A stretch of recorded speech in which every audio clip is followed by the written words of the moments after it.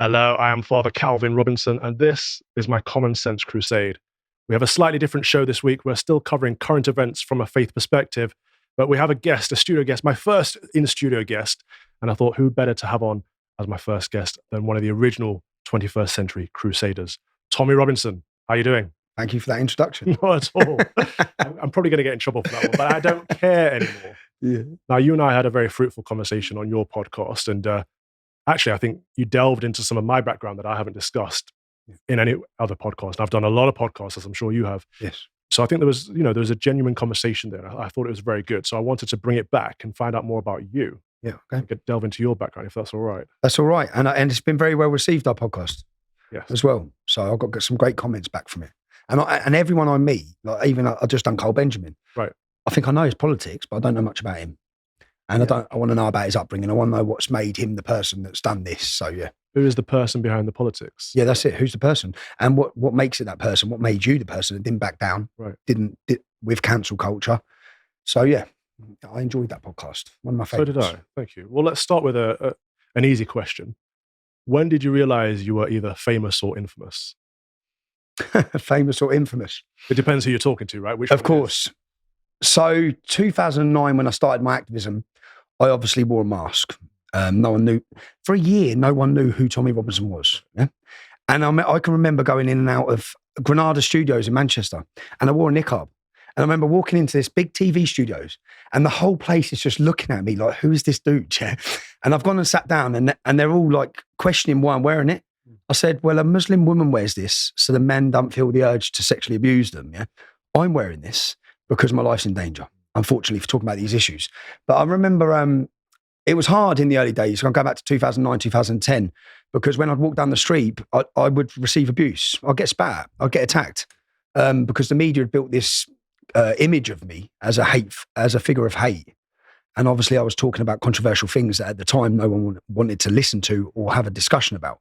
I've personally witnessed that change. And even with my mum, I think when I went on to Newsnight, my mum was very critical and scared as a mother. Cool. She'd been threatened with her job. She'd seen the police raid our houses in the first 6 months of activism. Her house had been raided by armed police.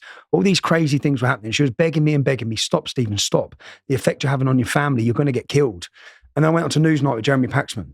And I went down on Jeremy Paxman's show. And I remember coming home and I walked into my mum's house and she said, "You were amazing." Oh.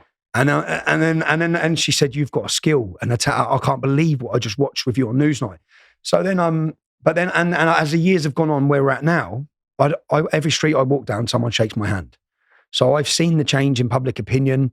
Obviously, people trusted the media back in the day more than they do now. People questioning everything. So yeah, infamous, famous. I don't really get much negativity anymore, even from Muslims, really. I think they know I'm right in what I'm saying. Yeah. And they know that what I'm saying is not based on hate. I'm just talking facts. So you became an activist. You became well known for your activism.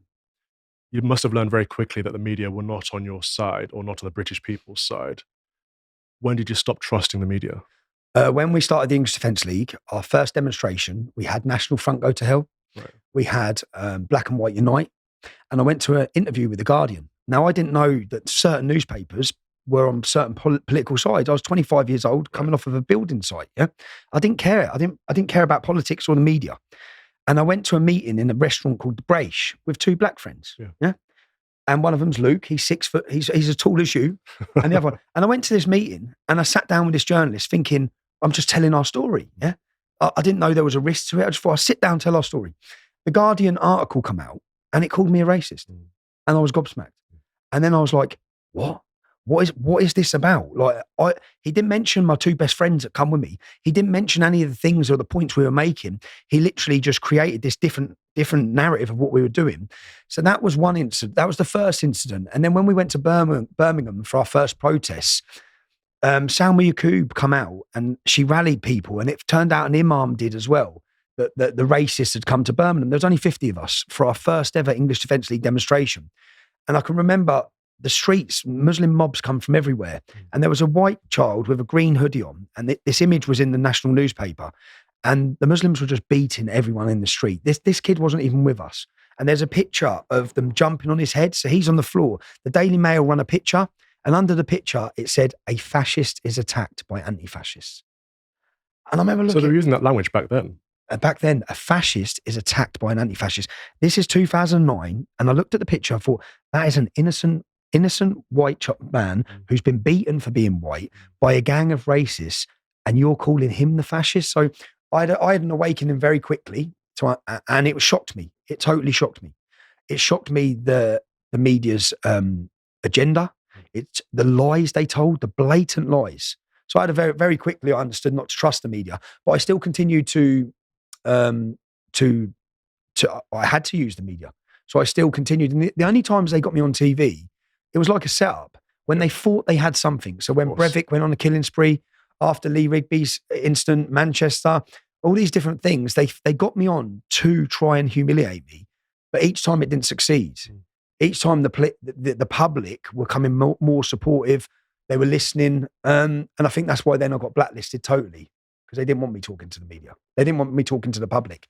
And then it went from being invited on to media, news programs and shows and documentaries to literally never being spoken about.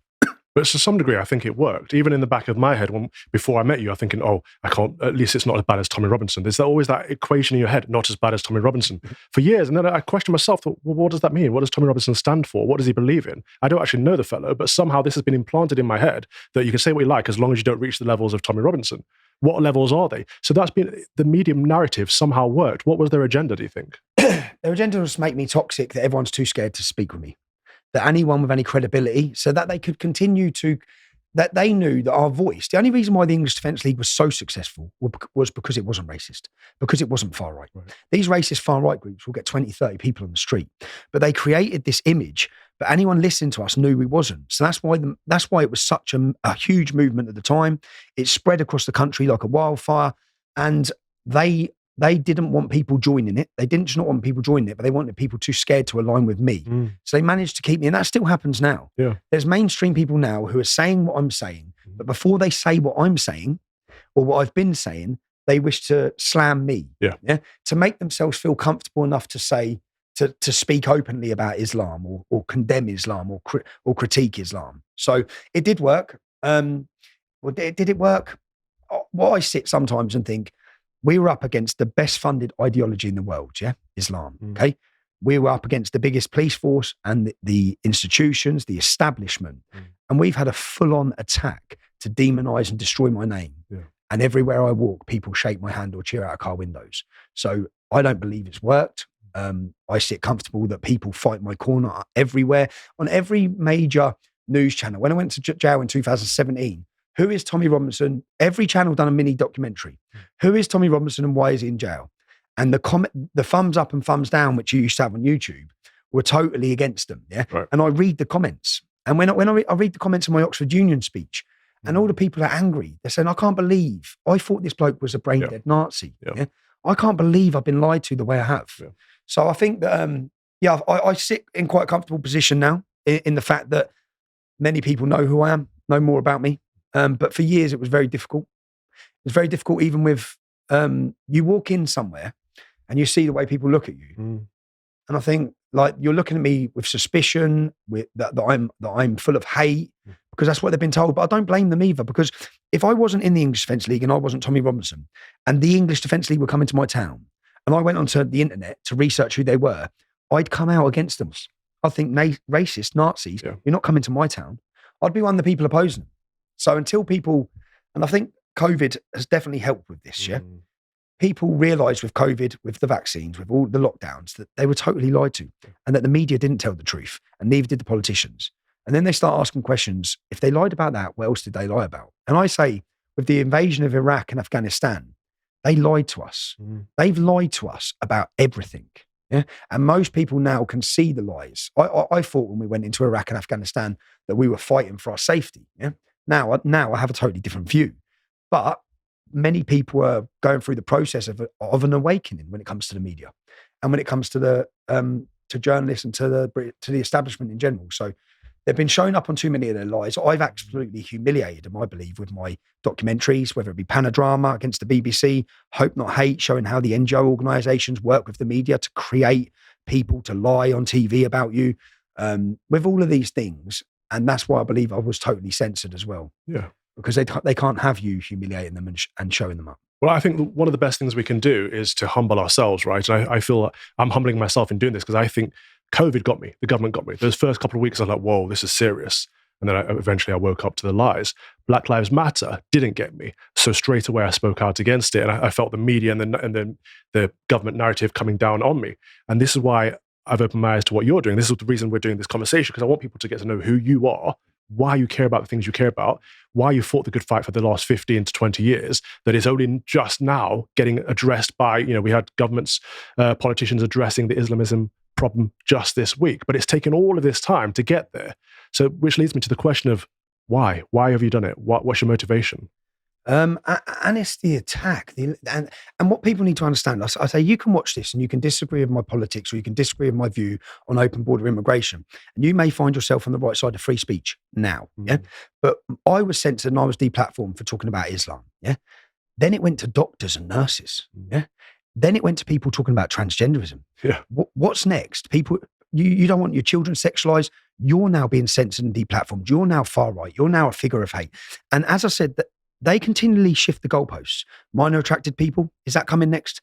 And are you going to be free to talk up about it? So I say to the people who find themselves on the right side of free speech now, as long as you allow the government or the state to control that, yeah, then you don't know where it's coming next and you're going to be attacked. So the reason why I've stood up because, as I say, I was born in Luton. In 1982, there was one mosque. There's now 45. Whoa. I watched, white English make up 33% of the population now in Luton. It's gone down and down and down. And I've seen the changes and the impact. I've seen the changes of freedom. I've seen the hostility against girls and our women. My cousin was a victim of grooming gangs. I've seen all these problems growing up and I've always wanted to speak out. And when I first tried to speak out in 2004, I organised a demonstration called Ban the Luton Taliban. And I wrote a leaflet. And I actually bring this leaflet up. And it's a fascinating leaflet to read because it went on the front page of the newspapers in our town. And I used this in my Oxford University speech. So to get the leaflet, I went through to the local library and I went back through all the newspapers to get the front page. Right. And in that leaflet, I made it very clear. Yeah. My rhetoric has never changed. Muslims are no problem. Yeah. Extremist Muslims are a problem. And I said that not just whites, but in Luton, whites and blacks are being religiously and racially targeted. The police are not implementing the law equally across us. I spoke about the two-tier policing. I said, how are these drug gangs pumping heroin, driving Lamborghinis and Ferraris, and the police are doing nothing about it? If I know the shops they use to launder their money, if we know who the gangs are, why are you not cracking down on them? Yeah. I spoke about the prostitution. In 2004, I said they use drugs as a weapon to entice our youth, our girls, and then they prostitute them as paedophiles. Yeah. So this was 2004. And when I first spoke about that in 2004, I faced it was obviously made the papers. I named the Gambino gang, who 5 years later, our national news are talking about. Yeah. But I named them all. And everything I'm talking about is my life experience. So when you read about like free Luton Muslims went and died fighting for ISIS, I know those Muslims. When you see Roger Ibrahim Hansen, who's the big ginger convert who got done for ISIS, he used to be my friend. Right. Yeah. When you look at all these people, I'm not talking about things we read, and Al Masradeen, who are now a prescribed terrorist organisation, but they weren't. When we formed in 2009, their head office, Omar Bakri Abu Hamza, their head office was on Biscuit Road in my town. Yeah, they were polluting and radicalising for a generation, and the police done nothing, and neither did the authorities. Sorry, that's right. So I'd seen it all, and then 2009 comes. They attacked our soldiers, and I wanted to speak out, but I knew the consequence of speaking out. I knew I'd be violently targeted. I knew at the time I had 2 businesses, 7 properties. I was very successful, and I knew I'd lose it for speaking out. So I used a fake name, because I didn't want to be the person speaking out. So when I look at people, people talk about cowardice. Yeah, I was a coward. I was the same as every other person. The same as the people sitting at home who know something's wrong, but they are too fearful to say it. That was me. Yeah? Well, I was going to ask you about that, because every time I mention you on social media, people go, you say Robin Robinson, you mean Stephen Yaxley Lennon, like it's a big gotcha, like they've just discovered your secret identity. So this was to protect your family, to protect your livelihood. Do you know how many, and at first this wasn't serious, yeah? In the sense we started standing up, the first name I used was Wayne King, yeah? So I'm on Victoria, Derbyshire, and she's introducing the spokesman of the United. no. And I'm sitting there with my friends, and she says, "We've got Wayne King." And I'm sitting there laughing. And at the and then I used the name after Wayne King. I used the name of Mikey Birch. I used another name. So I was building this image that there was a big organisation. It was me. And then I stuck with Tommy Robinson. But the reason I didn't use my own personal name was because in 2004, when I stood up to the heroin gangs and made we held a demonstration, we shut down Luton Town Centre, we demanded the terrorists be dealt with in 2004. When I was only 21, I was targeted. And I say to some people, if you haven't lay in bed and heard glass smashing through your windows at your mum's house, then you wouldn't understand the fear that comes from it. The fear that, when I spoke out against extremists, all the drug gangs were coming for me as a young man. So 2009 comes, I want to speak out. I'm outraged by the attack on our armed forces in my hometown, but I'm also now at this point a father. Yeah, I also have a family. And I know the consequence. And I was totally right, because as soon as my name come out, the Osmond warning started. I remember the police coming to my house. My wife was pregnant. I remember them sitting us both down and saying, "We have intelligence that people want to kill you, Stephen. Yeah, but we have intelligence also that people want to kill you, Jenna. Yeah, and we have to." They put armed police outside the house for a week. Then we moved. I moved 8 times in the first 4 years. Yeah, so people who laugh, "Oh yeah, you used a fake name." Well, yeah, I did. Yeah. I did use a fake name. There's 6 terrorists in jail now doing 30 years because they planned to kill me. And then I changed my name on my passport because I needed to rent a property where I couldn't be located. You have to give your name. You have for mail, for things like that. So that was the reason I tried to protect my identity. It was a genuine concern. So have you become Tommy Robinson now? Yes. There's 2 different people. There's Stephen Lennon, who's a father of 3 and a family man. And then there's Tommy Robinson. And I separated the 2 very early on, in the sense that my children, I don't talk in front of my family. I learned this very early on, even my ex-wife. Because this takes over your life, you're going to be aware of it. Yeah?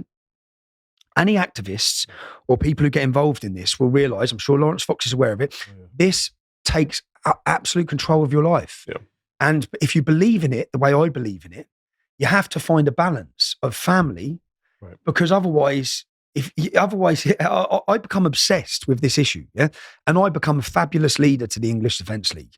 And I may have been a fabulous leader, I may have been a fabulous spokesman for people, but at that time I wouldn't have been a fabulous dad or a fabulous husband. Right. So I found the balance in separating the 2. Sometimes I'm happy now because people are supportive of Tommy Robinson, yeah. And Tommy Robinson cannot back down. So I've been in a position where I've wanted to back down, yeah? Where I'm scared, yeah? Where I'm terrified, where I'm looking, thinking, where is this going for me? Where's it going for my family? I've sat on solitary confinement for a year, thinking through my head, what am I doing? What am I doing to my family? What does the future hold for my 3 children? Are they going to get jobs? Are they going to be safe? I've had threats to kill my whole family, my children. I've had my children that, even my little boy, when he started school, even up until now, he's 14. He's treated like a black sheep. He's isolated. 30 kids in the class, 29 get invited to the party. And all these problems are from me. They're my decisions. I've made a decision to make a stand on issues, but I'm also confident that where we're at now, my children see nothing but love. When I walk down the street, they hear nothing but support.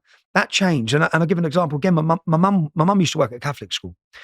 Now, the Catholic school, when I was debating on Luton radio, Zulfikar Khan, I think his name was, a Muslim preacher, his daughter worked in the Catholic school. No one in the school knew it's my mum, okay? They all call the teachers in and they say a prayer. So these Catholics are saying a prayer for the Muslim girl whose dad is on the radio with the hate preacher, Tommy Robinson. My mum's in the staff room. Yeah, so my mum's rang me up afterwards and said, "Are you going on the radio?" She said, "Yeah, every teacher in here is listening." I said, "Fine." So as soon as I knew that, I asked him, in your ideal society, like, simple question, do you want Sharia law? And it was, yeah. So I said, I'm the extremist, but I hope everyone listening. And I was saying it because I know the teachers are listening. And it went from people disliking me. And then years later now, when I've been on shows or been doing interviews, those same teachers are messaging my mum saying he was brilliant. Yeah. So I've seen the change. I've seen the change. I feel I've been fighting a battle that's been going on for 15 years. I've also, unfortunately, people are scared to talk out. The reason they become emotionally attached to my story is because when I'm getting punished or I'm making sacrifices, they feel it's for them. And I wish, and when I started the English Defence League, I used a fake name, and I sat there. As it built up in the first 12 months, it blew up, yeah? And I thought, someone's going to come to us. And when I say someone, I thought someone middle class. I thought someone educated, someone without my background, because I've never been an angel, and I don't claim to have been an angel. I've come from Luton town, one of the roughest towns in the UK. Yep. I thought someone's going to know what to do with this. I didn't know what to do with it. All of a sudden, we've become a voice. And every decision I've made, I've just made off what I think's best. I've never had a panel or people give me advice. I just thought, I'm going to do this. I think this is the right decision to do. And sometimes it hasn't been the right decision. Sometimes it's caused me murders. Sometimes it's caused me problems. But it's all been a learning curve. As I said, I feel like, I think I sat about a year ago and said, I feel like I've finished my apprenticeship. I feel like I've finished my apprenticeship. And now I'm ready to, whether it be taken seriously, act more seriously. Obviously, look, I was 25 years old when I started the English fencing. Which is interesting because you've obviously had a lot of thought into this. You've cared about this issue for a long time. You've done it all yourself with no guidance. The establishment can sit there and sneer at you for the way that you do it. But if you haven't been guided into a way to do it that is appropriate to, work with the Houses of Parliament, to put forward petitions, debates and stuff, you've done it the way that you've seen fit. Is there anything that you've done through that methodology that you would have done differently now? Do you know, before we even had any street protest, when they attacked our soldiers in Luton, the now prescribed terrorist organisation's name was Al Mujahideen. I set up a petition myself. Right. I've got 3,500 signatures, calling for the council. Their council wouldn't meet us, calling for them to ban this extremist group from the town centre. The police raided our houses and they banned us from our town centre. So remember, at 25, who would have sat around a table and spoke to me? Yeah. If I didn't build the English Defence League, who would have listened to us? The council didn't want to talk to us. They wouldn't even meet with us over this issue, over so many problems in our town. And a year after the English Defence League, Luton Borough Council invited me to a meeting. I went to the meeting. They had a baroness. They set up cameras. And I went everywhere. I walked in and there's 10 of them there. And they said, Stephen, tell us what's wrong. Yeah, just tell us. And I said, okay, I'll tell you. Everything I'll tell you. And I'll show you if you want. And there was, out of the 10 of them, I said, where do you live? St Albans. And I knew the answers. Where do you live? Hitchin. You? Harpenden. So these are the 10 people who run our council. Yeah. None of you live in Luton. And there was one Muslim councillor, Mohammed.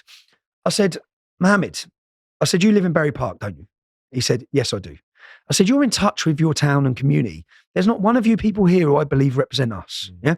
And then the Baroness was there. I took them to the park in Farley Hill. Farley Hill is one of the most deprived white council estates in Great Britain. It's the estate that my family are from. And when I went up there, I said, do you see this park? This park was built in 1960. Yeah. So this is the park that our children have got to play in. Now let me drive you down to the Islamic community. Yeah. That is a £350,000 state-of-the-art park. Yeah. I'm telling you what you've done. You have overfunded one community and you've ignored the other. You have totally neglected the white working class of this town. We've become irrelevant to you. Every policy you've brought in. So again, another example, Luton Town were playing at Wembley. 45,000 people went. 12 coaches turned up, all Muslim children getting off. And I asked the council in the meeting, I said, what's that about? They said, well, we're trying to integrate the community. I said, those 12 coaches should have been filled with white, black and Muslim children. Yeah, but you didn't. What about our kids? You brought Muslim children and all. I was at that football match. Do you know what everyone said?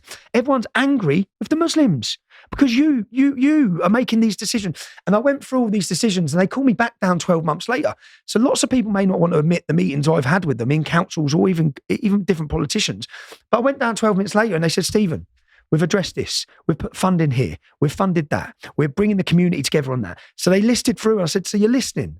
Okay, so we're winning. You're listening. And they may not want to give the English Defence League a pat on the back for that, but behind corridors of power, indoors behind corridors of power across our government, they were listening. I remember the police officer said to me, Tommy, this when we were going into Tower Hamlets, you realise the Home Secretary is watching this live. Yeah. I said, good. She needs to. You need to. And at that time, at that moment, this is 2009, the anger, I think we done very well to harness that anger, and to control that anger. And the government needed to realise we're not going to sit back while our daughters are raped. You need to address these issues. Now they just banned Hizb ut-Tahrir. Yeah? We had the same. We've been asking you to ban Hizb ut-Tahrir for a decade. Why now? They've just said now they're going to stop terrorists. They're going to stop preachers of hate coming into the UK. Yeah. Why now? Yeah. Why now? Why weren't we doing that already? Why weren't you doing this anyway? Why weren't you addressing these problems? Why weren't you? And in towns like Luton, so unfortunately, I'm a product of that town. Yeah. And I always said, if you don't like me, you created me. Yeah. You created us. And if you don't address these problems, I left the English Defence League in 2015. I made that decision myself. I felt that marching through the streets in the manner that we did, we had raised enough issues, but I didn't feel it was of benefit to do it anymore. And I made that decision when people were asking us to march back through Luton. And I didn't want to march back through Luton. I felt that Luton Borough Council had had a shock. I felt that it would be, I thought it would be a negative impact on the town. Yeah, at that time. And if I was thinking that about my own town, then I'd be a hypocrite to march thousands of men in. And we were purposely provocative, remember? I was purposely provocative with my marches because I was leading a pressure movement. My job was to put pressure on politicians, government and police and the Islamic community. I wanted to pressurize them into dealing with these problems. And then in 2015, I thought I'm actually probably adding to the problem in the sense of by bringing thousands of men, I'm giving the radical extremists ammunition to pull in any members of their community when we're coming into their towns or into their areas. So whilst I thought it was needed, and I don't regret it in the sense that it was needed, I then decided that we need to discuss this issue in a better platform, reach the mainstream, come off of the streets. But we come off the streets and then they censored us anyway. Well, so EDL did raise a lot of issues. They raised a lot of awareness. But of course, there were always scuffles. There were always thuggish behavior. Yes. There were accusations of racism. When you started a movement for good intentions and it leads down different paths, how do you handle that? So when we started the English Defence League, there's a video, and no one wants to go to these videos. In Luton, we're in Luton, and most of my mates are probably 50% black, 50% white. So we started seeing that when you have a new nationalist organisation carrying the flag of St. George, you attract all sorts of people. I always say the English Defence League was for the brave and the stupid, yeah, because it was hard work, yeah. Right. And whilst you're trying to expel racists and trying to go against Nazis, etc., and the media are continually telling the public you are racist and Nazis, then they're inviting people to this movement. So I made a video where we got a swastika, we created a swastika, and we decided, we used to have an abandoned warehouse that we'd use as a HQ. We decided to make a video addressing the far right. And then it's a funny video. If you watch it, it's Porrick O'Brien from Channel 4. And he's coming up the stairs. And as he's coming up the stairs, you see two black lads leg it down the stairs. Yeah. And it's a funny story because we're all meeting and one of my mates has just said to his other two friends, come on, we've got to go do something quickly. Yeah. And they're all black lads. So they don't know what they're coming to do. Right. And they walk up to this disused warehouse. And when they get to the top, there's 20 men with balaclavas and a swastika flag. So on the footage, two of the lads just turn around like, what's going on? And they go darting down. But we made a video where visibly, we're 50% black and white men, right, and we addressed the Nazis. And we said, this is what we think of your symbolism, and we burned it. Okay. And from that point on, I was a target, obviously, for far-right extremists as well.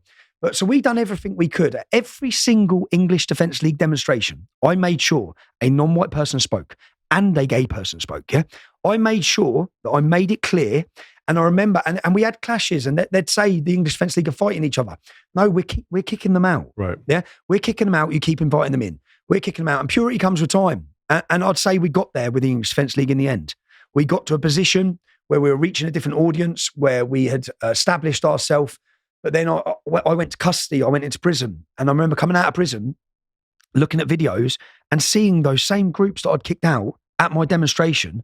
I'm the face of the English Defence League. Right. I'm not willing to wear that hat, yeah? So at that point, I'd made a decision to leave the English Defence League at that point for those problems, but then Lee Rigby was killed. So we went back into activism. And but yeah, we done lots to establish who we were and to go against the racists and the extremists within that were trying to attach themselves to our ideology. The other reason, I made sure my problem was Islam, yeah?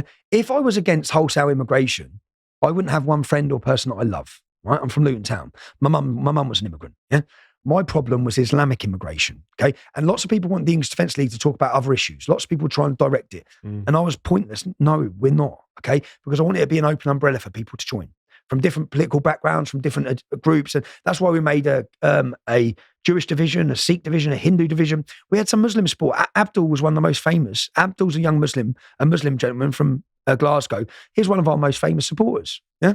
It's one of my. But so It's funny because just hearing you talk about this, I think if you are far right, I don't know what I am, because I think your stance on this is more liberal than mine. You said it's not Muslims, it's extreme Islam. I would say actually it's not Muslims, it's Islam itself that is a problem. Yeah, I say that. So when people say Islamism and Islamists, I ask the question: well, so what you're saying is Islamists are the problem? Was Muhammad an Islamist? Yes, he was. Okay, so I think that by creating this word, which lots of people now feel comfortable doing, Islamism and Islamists, well, what you've done is you've created a word to make yourself feel comfortable about criticising Islam. Absolutely. Which no one dares do. Which no one dares do. And I've said from the start, stick to your message. And again, as I said, you can pull up my leaflets from 2004. You can bring me to now. I've never gone off of what I say. And the reason I haven't gone off what I say, there's never been a gotcha moment because I'm from Luton. And I said, I have some wonderful people I love that are Muslim. Yeah. It doesn't mean I like the ideology they follow. And they don't follow that ideology to the word. If they did, there'd be a problem. So I can differentiate and separate. And I always tell people, I don't understand how the left can't do it. Like, if someone criticises Christianity, no one gives it protection. No. When you try and criticise Islam, it's like you're racist, you're an Islamophobe. Yeah. All this hate, you must hate every Muslim. It's like, well, if I criticise Christianity, I don't hate every Christian.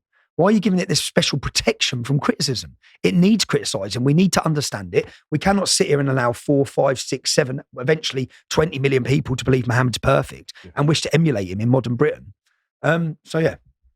And I believe I believe the reason I oppose Islam is because of my liberal beliefs.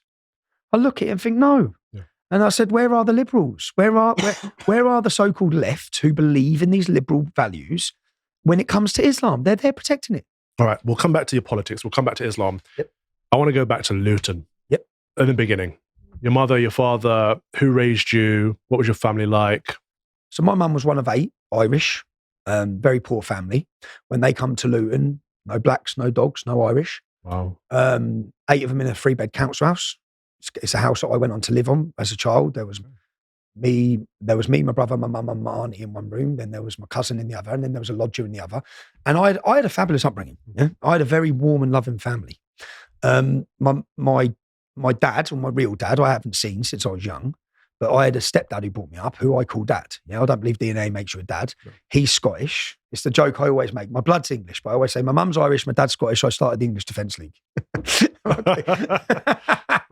But they're not. I've been brought up, so I think I found my identity at football as a youngster, going to football, and I always loved England. And I think if I had an Irish dad, it may be different. I've never felt Irish because I've never been to Ireland. I've never been there, yeah. But my whole family speak Irish. They've all got Irish accents. Oh, right. They all got Irish accents. But then I was brought up. I had a fabulous upbringing. I went to school. I refused to go to the Catholic school, How can you refuse to go to whichever school your parents sent you to? Because I wanted to go to school on the estate. Basically the Catholic school is out of town. It's 3 miles. Okay. And I'd gone to junior school and I wanted to go to school with my friends. And although my mum used to take me to church, I wanted to go with my friends, and I just said, I'm going with my friends. At school, I didn't try at school, but I breezed my education. I say I breezed it. I got an A in maths, I got 5 Bs and 5 Cs, and I didn't study one bit. So if I would have studied, I'd be a straight A student, yeah? But I didn't study, I was a bit of a class clown. Why? Why? Yeah. It wasn't me. I enjoy socially. I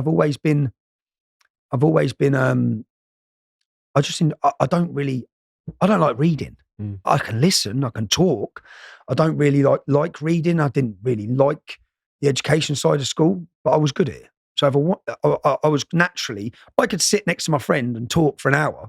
And at the end of the lesson, he hasn't done one bit of work, and I've done every question. Okay. So I had that. I had that ability, and then when I left school, I didn't want to, but I done an apprenticeship in aircraft engineering, and I think 660 people applied for that apprenticeship, and they took 5 on. Yeah. Right. So they saw something that I had. I couldn't go Luton sixth form either.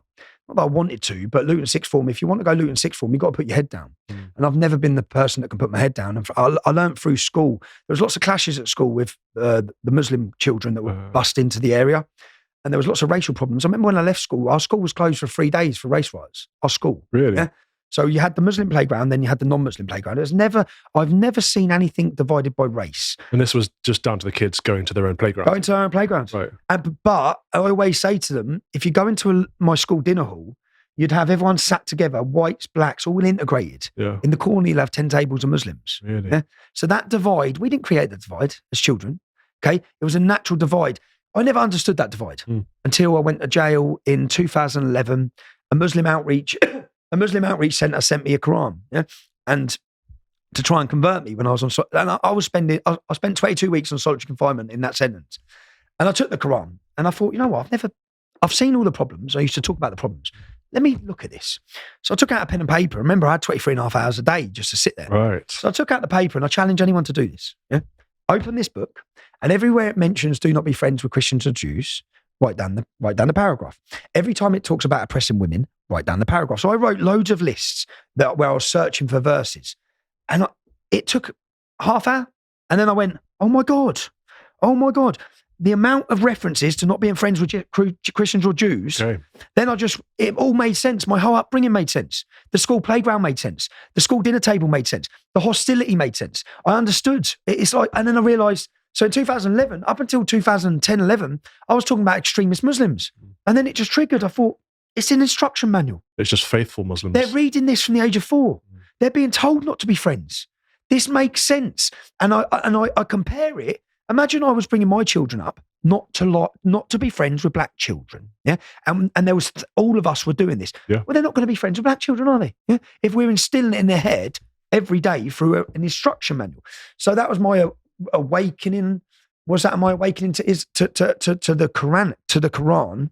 My awakening to Islam and the problems. Do you remember the massacre in what's it called, Chechnya? Do you remember when what was the school called? Basically, it was when I was 20. That's when I started looking into all this. It's when I was 20, and there was a school, and Muslim jihadists had took over the school, and they took over the school, and the parents had come up to the school, and all their children are hostage inside, and then they started butchering the children. So I can remember watching it. The mums, the Samashkin massacre, and the mums fall on their knees. But what was the other name? The mums fall on their knees, and they're screaming. And I remember watching it as a young man, thinking, hold on, this isn't one person. So with a massacre of someone who's mentally unwell or full of hate, okay, they've gone and killed kids. There's whole gangs of these men. And then I watched as 4 weeks later, and I saw in a chicken shop in Luton, these Muslims talking, and they said that an attack like that would be justified at a UK school. And that was I said, and I looked at the man, his name was Saiful Islam. There's a famous video of him hitting me in Luton. Saiful Islam stands for Sword of Islam. He's gone on to be imprisoned for terrorism. But I looked at it and I wanted to know who he was. And then I wanted to target them. I thought, I want to know everything about him. And he's talking about English schools. That was the first time I awoke. And that's when I organised my first demonstration. And I've gone through many different situations and many different awakenings to come to where I am now. And I stress to many people, if you look at who you was when you was 25, is that who you are now? Absolutely not, no. Your views change, you adapt, you mature. So the person I am now, and there's a lot of criticism about me because at times I may have been called violent. Yeah, I will challenge anyone to find me any video of me being violent when I'm not defending myself. Yeah, the point is, if you punch me in the nose, I'll punch you back. Yeah, and I've been brought up in that environment. Luton's a violent town, but at the same time, if it wasn't for my upbringing, if it wasn't for my history and the way I've been brought up, I'd have run at the first punch in the nose. I'd have run I've been attacked many times, violently and very badly attacked. I've lost my teeth. I've been hospitalised. I've had a blood clot here cut out. All of these attacks. So people say you have to take the good with the bad at the same time. Is the fact that I'm not, and I always said it was never going to be female nurses that stood up to Islam on the streets of Britain. But as I said, I have matured at the same time and grown up. And that's why I said, even just a year ago or 2 years ago, I said, I feel like I've done my apprenticeship. I feel like I've done and I've learned a lot, and I don't regret any of it either. I don't regret I've made mistakes, but you learn from those mistakes. And I believe that the mistakes you make help to chisel the character of who you are, even if they're wrong, what you've done. I've sat in jail just thinking, wow, where am I going with this? And where am I going? And questioning my beliefs. I've had a lot of time to question my actions, everything. And I understand at the time as well, I've had meetings with Muslims. I said, I understand how my actions and my organisation's actions may have made you feel, yeah, in towns where you're being hyped up and things like that. I said, but do you understand how we feel? Do you understand how we feel? Do you understand how our daughters feel? Do you understand how, as a father, I've got 3 children. I have a duty to protect them. If everyone answers the question honestly, are we going in the right direction? Is England safer now than it was? Where are we heading as a nation? And if you actually answer honestly and the answer is no, then as a man, you have to ask yourself, well, what are you going to do about it? So I made a decision, and that's the decision I made. I remember I shook my cousin's hand, and when we started the English Defence League, I said, we can't go into this half-heartedly. You cannot put one foot in. If you're going to talk about Islam, you cannot put one foot in. So we either go in and we're in it, and when I say we're in it to the death. We're in it no matter what happens. And I think that I had my cousin by my side, which gave me immense power. That it wasn't me, I wasn't alone. And then from having my cousin by my side, I now feel like I've got an army by my side in the sense of the general public. So I never feel alone. And I know by the reaction I receive, and when people talk as well, I get so many people talk about hate. I said, do you really think, honestly, do you think anyone could go through the process we've gone through if it was based on hate? Do you think they wouldn't have given up at one point? I said, there's nothing more powerful, I've always said, than the heart of a volunteer. Everything I do is on love. Yeah? I love my children. I love my country. I love my culture. I love it. And that is what drives me. Nothing else could drive me the way it does. And my children drive me. And I know, and I've had this, imagine trying to have this discussion with your ex-wife, yeah? When you're going to prison or there's threats coming in, and I'm trying to say, I don't think you understand this. This isn't about our 3 children, if I'm honest, yeah? This is about an entire generation of children. Yeah. And this is about a moment in time where we are. I believe everything we're doing will be looked back upon. And we're either stand up for what we know is right, no matter what the consequences are, or I see it as, or we're cowards. And we're not just cowards, but my children may end up, okay, we can move out of Luton, I can have a successful business, but what about their children? Yeah. What about their children? What about the next generation's children? So yeah, I made a decision early on to stand up, and at times I've wanted to stop, at times I wanted to back down. And I think at times I felt trapped in the sense that I've become this figure where people rely on me. So can I back down? Even if I wanted to quit, can I quit?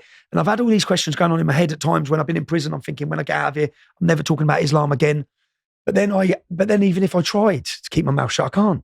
But if it is a threat to your country and you love your country, as you said, as a man, you have to stand up for your country. Could it just be the case that we just don't have enough men in this country anymore?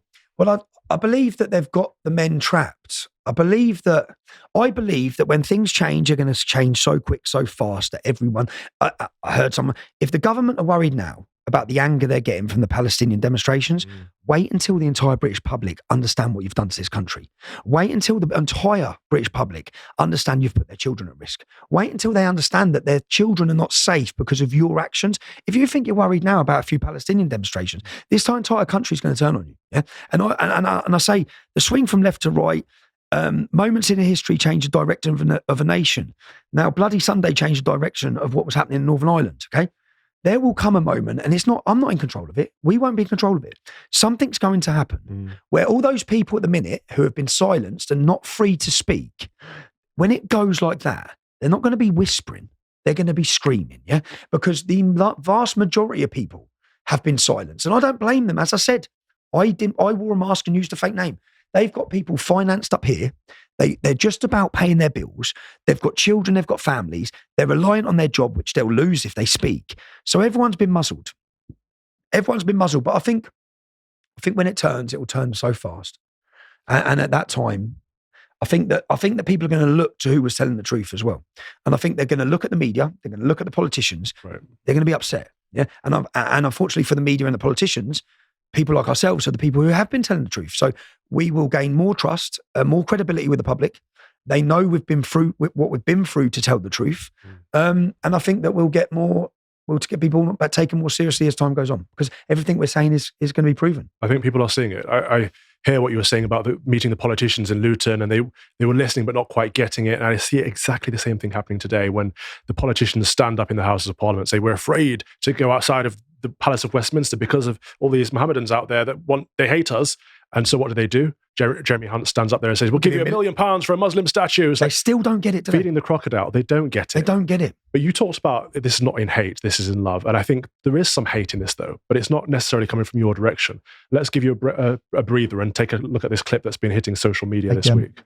I say that is our hatred for the non-Muslims doesn't stop us from being unjust to them. My argument would be it also doesn't stop us from coexisting with them, living in a society with them. But I can be in a land where I live with these people, but Yeah. I have hate for them. I don't like them. I say that is at the time that we're living in today, it's very, very hard to claim that. Imposing onto you, saying that you have to accept the British values. And Muslims are being put in situations where they're asked, are you a Muslim first or are you a British first? Yeah, but these are easy questions to answer. I'm a Muslim first. Like, what's the And issue? second and But first. that's you not being loyal to the country that you claim to be from. You see, that's what Muslims are now. By saying that statement, you're a foreigner from us now. Our hatred for the non-Muslims doesn't stop us from being unjust. Our hatred for the non-Muslims. At least they admit it. I appreciate honesty. And we're seeing that this is where the hate is coming from. They hate our way of life. They hate everything we are, everything we stand for. Yet they're not the problem because they've been invited in. The question I want to ask to you, Tommy, is if you did your research in prison, for goodness sake, you looked up these passages from the Quran in prison as an independent, someone who says they're not an academic themselves.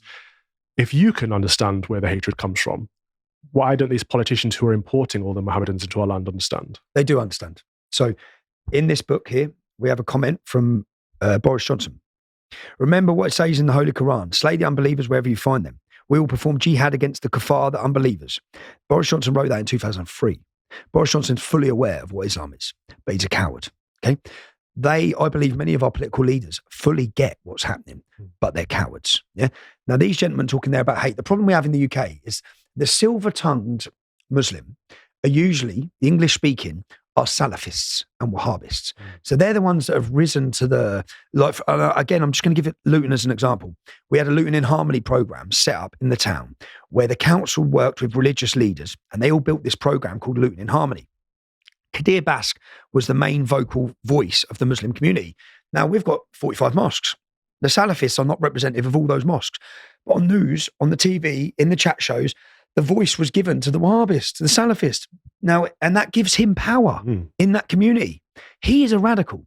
When I got a chance, he was on a chat show in Luton on BBC Radio, and I'd just left the English Defence League, and they were talking about me being extremist. I spoke about this yesterday with some Americans, and I come walking in, and I said to him, and then the radio host is like, well, Tommy Robinson lives in Luton, and we're talking about him. He just walked in. And I said, let me sit down, and you can watch this interview. It's a fascinating interview because I sit down and say, the problem is, all of these lot, if we had any journalists with any clout, they'd ask the questions where they can't get out of them. Yeah. So if you sit and ask a imam in your ideal society, because they'll say in Britain, we don't want that. No, I'm not talking about Britain. Yeah. Because not what you want now, but in your ideal society, what would you want implemented? Sharia.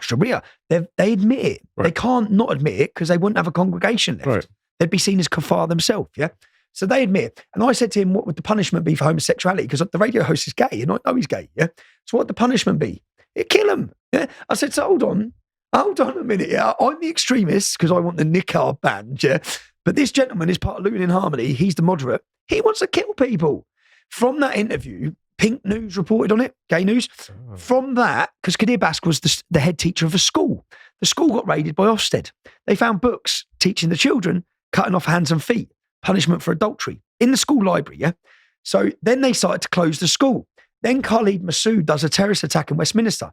Where did Khalid Massoud work? He worked at Luton Islamic Centre with Kadir Bask.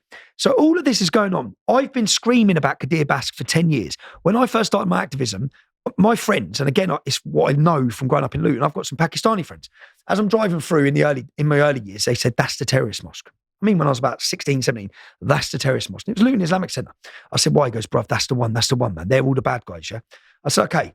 So when I started my activism in 2009, I took the Islamic Centre website for Luton Islamic Centre and I got it all translated. There was a 10-page justification for lashing women for adultery. There was so much hate when you translate it. And I thought, how are our government not translating this on the mosque website? Now, Luton Borough Council, when I led the English Defence League, there's only one councillor I trusted in that council, and her name was Joan Bailey. And I trusted her because she's a Lutonian. She's a mixed race woman. So she knows us. She is one of us. You know, she's grown up in this town. She gets the dynamic. She gets the demographic. So she came up to me and said, Stephen, there's a gentleman here whose job it is to tackle the far right. Will you meet him? I said, yeah, cool. Of course I'll meet him. Yeah. So I met him and he said, let me introduce myself. I stand against anti-Semitism. I stand against racism. And I said, everything you've said, I stand against anti-Muslim hate. I stand with you. Yeah. So I tell you what, spend a week with me. I was leading the English Defence League. So I took him to meetings and I introduced him at the first meeting. I said, this bloke's job is to stop racism, etc. I said, he's spending a week with me. And he come out afterwards. He said, you see, if you'd have introduced me at a British National Party meeting like that, yeah? He said, I'd have been lynched. I said, mate, you're going to understand these people ain't racists, right? They're scared. They're worried about Islam, right? So he spent the week with me. He then gets invited to do an education. He's training the police. Okay. His job is to train the police on anti-racism. When he turns up to train the police, who's there training the police on Islam? Kadir Bask. So he said, I will not share a platform with this bigot. Yeah. And that's the problem. And Kadir Bask ended up, they closed the mosque. He had to leave the UK because he was exposed. They found statements on the website about jihad. They found comments he'd made about arming himself. This was the man who was promoted in Luton to the face of the Muslim community because none of them understand what they're up against. And we found out recently with the From the River to the Sea chants that the solicitor who advises the CPS in London, I know him as well, yeah? He's from Luton. His entire family are gang members, okay? And he's screaming from the river to the sea. He's the advisor for the Crown Prosecution Service, yeah? So they have positioned themselves all the way through, which is through DEI. They've now rose up. So all the people in charge of diversity, it's not black people, okay? It's Muslims who have got themselves into positions to push their own agendas, yeah? And until the government or authorities or our leaders actually understand this, yeah, and understand their mindset, when they're talking about how much they hate us, you need to understand why they hate us, yeah? And they're honest. They're just very honest Muslims. Yeah. So on the one hand, there's this infiltration. They've got into key positions that can influence governments and police forces. But on the other hand, do you think diversity, inclusion, and equality, excuse me, and the fear of being seen as an Islamophobe, is that part of the problem? Oh, it's powerful. Haras Farhik is a Muslim, a very moderate Muslim from Rochdale, yeah? I met him when I left the English Defence League. I spent time with many Muslim organisations trying to find a solution to the problems we face, yeah? And when I met with him, he goes, Tommy, do you know after 7/7? I said, yeah. He goes, the government set up this massive meeting of all Muslim groups. I went to the group and I couldn't believe it. 70% of the people there were Islamists, were extremists. He goes, I pulled the government and said, these people are the problem. It's why we've got this problem. So the government are so stupid. The government planned for 4 years, yeah? You see these guys?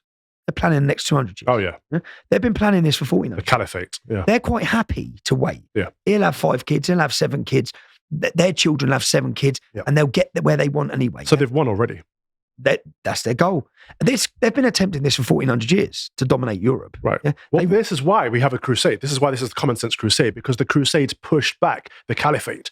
The Mohammedans tried to take over the whole of Europe, and the church said no, but the church is not bold anymore. Well, the Battle of Vienna, 1683, Gates of Vienna, was on September the 11th, there would be no Christianity if it wasn't for the fight. Oh. And I always say, would Christianity still be here if it was as weak and pathetic as it is now with our leaders of the church? No. It would not be here.